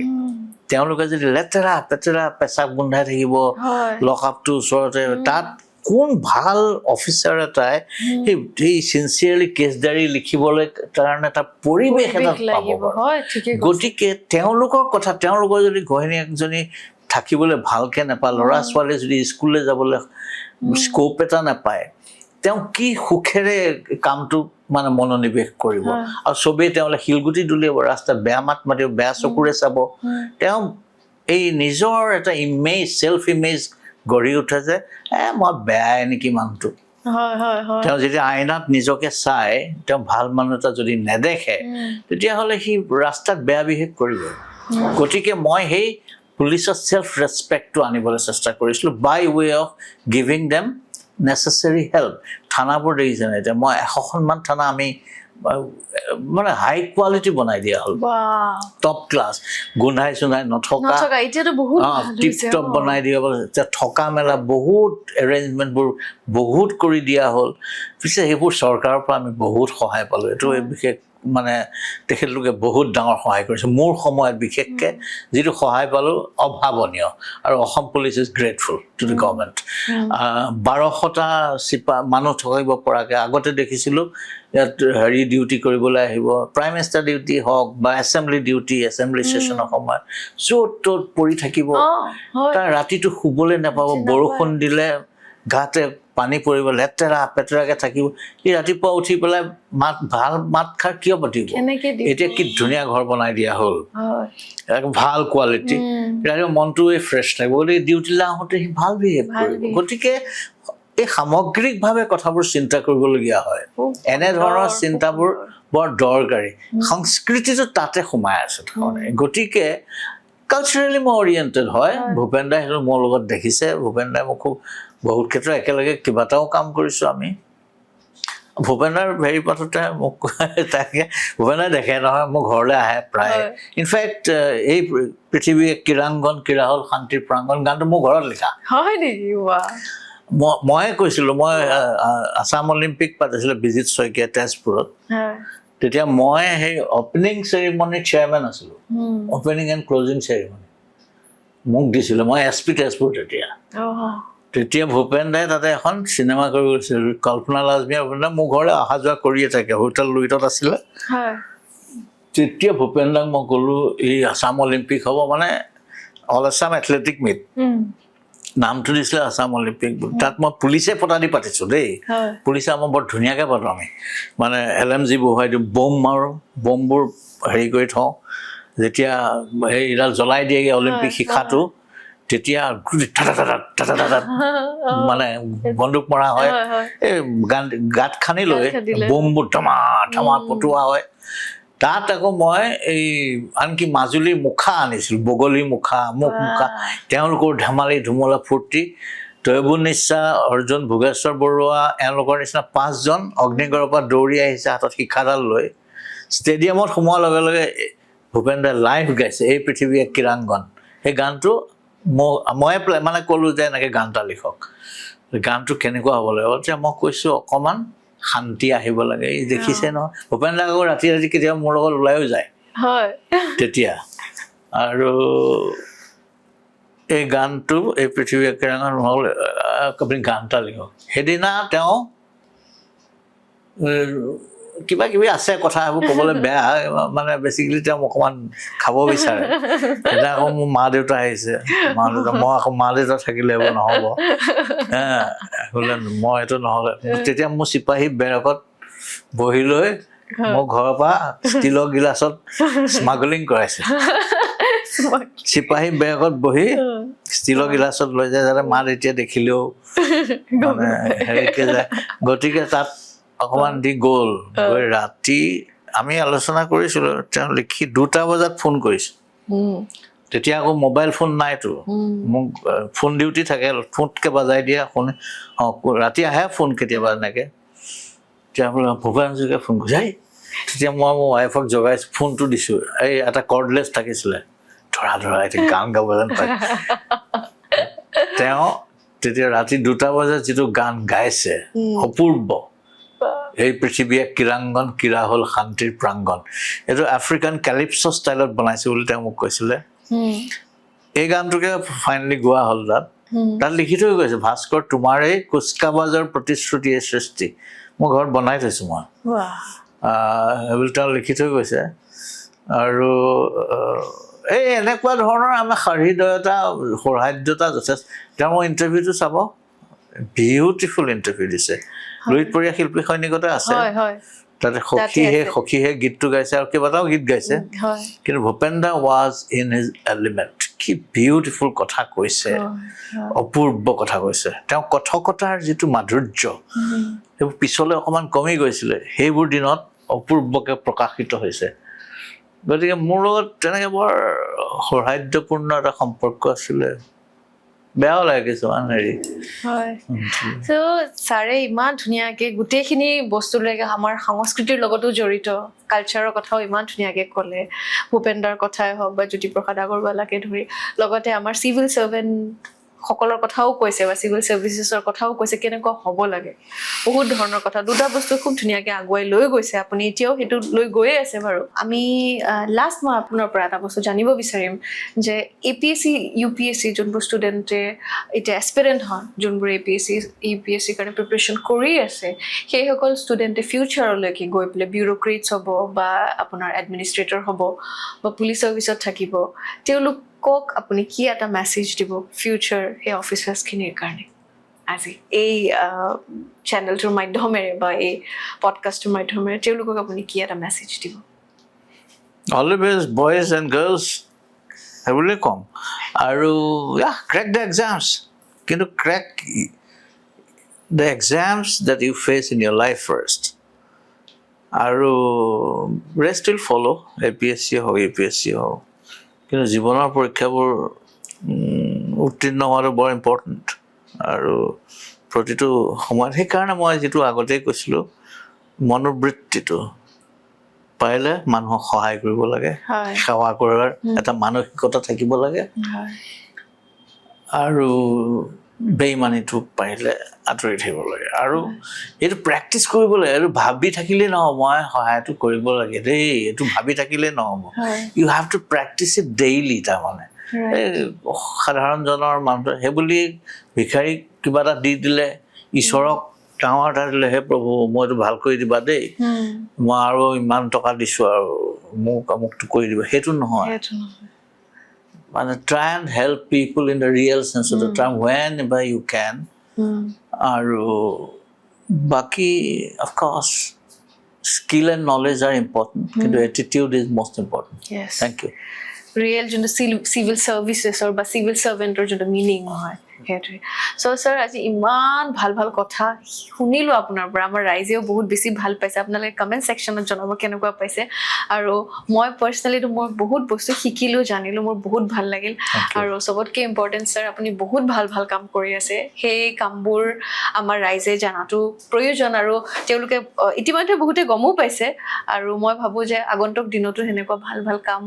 কৰক ময়ো জড়িত হওঁ যাতে এইখিনি ময়ো যাতে এটা চান্স পাওঁ আৰু আপুনি ইমান ব্যস্ততাৰ মাজতো যে আজি আহিলে ইয়ালৈ আজিকালি ইমান ব্যস্ত বেছিকে নহয় হ'লেও আপোনাক পোৱাই নাযায় ছাৰক Thank you. সেই ব্যস্ততাৰ মাজতো যে ছাৰ আহিলে তাৰ বাবে অশেষ ধন্যবাদ thank you so' Thank much you. Sir for coming thank you আশীৰ্বাদ কৰিব all the best thank you আমাৰ চেনেলটো ছাবস্ক্ৰাইব কৰিব আৰু আপোনালোকে লাইক কৰিব ভিডিঅ'টো যদি ভাল লাগিছে আৰু কমেণ্ট ছেকশ্যনত জনাব কেনেকুৱা লাগিছে ইনষ্টাগ্ৰামত ফ'ল' কৰি দিব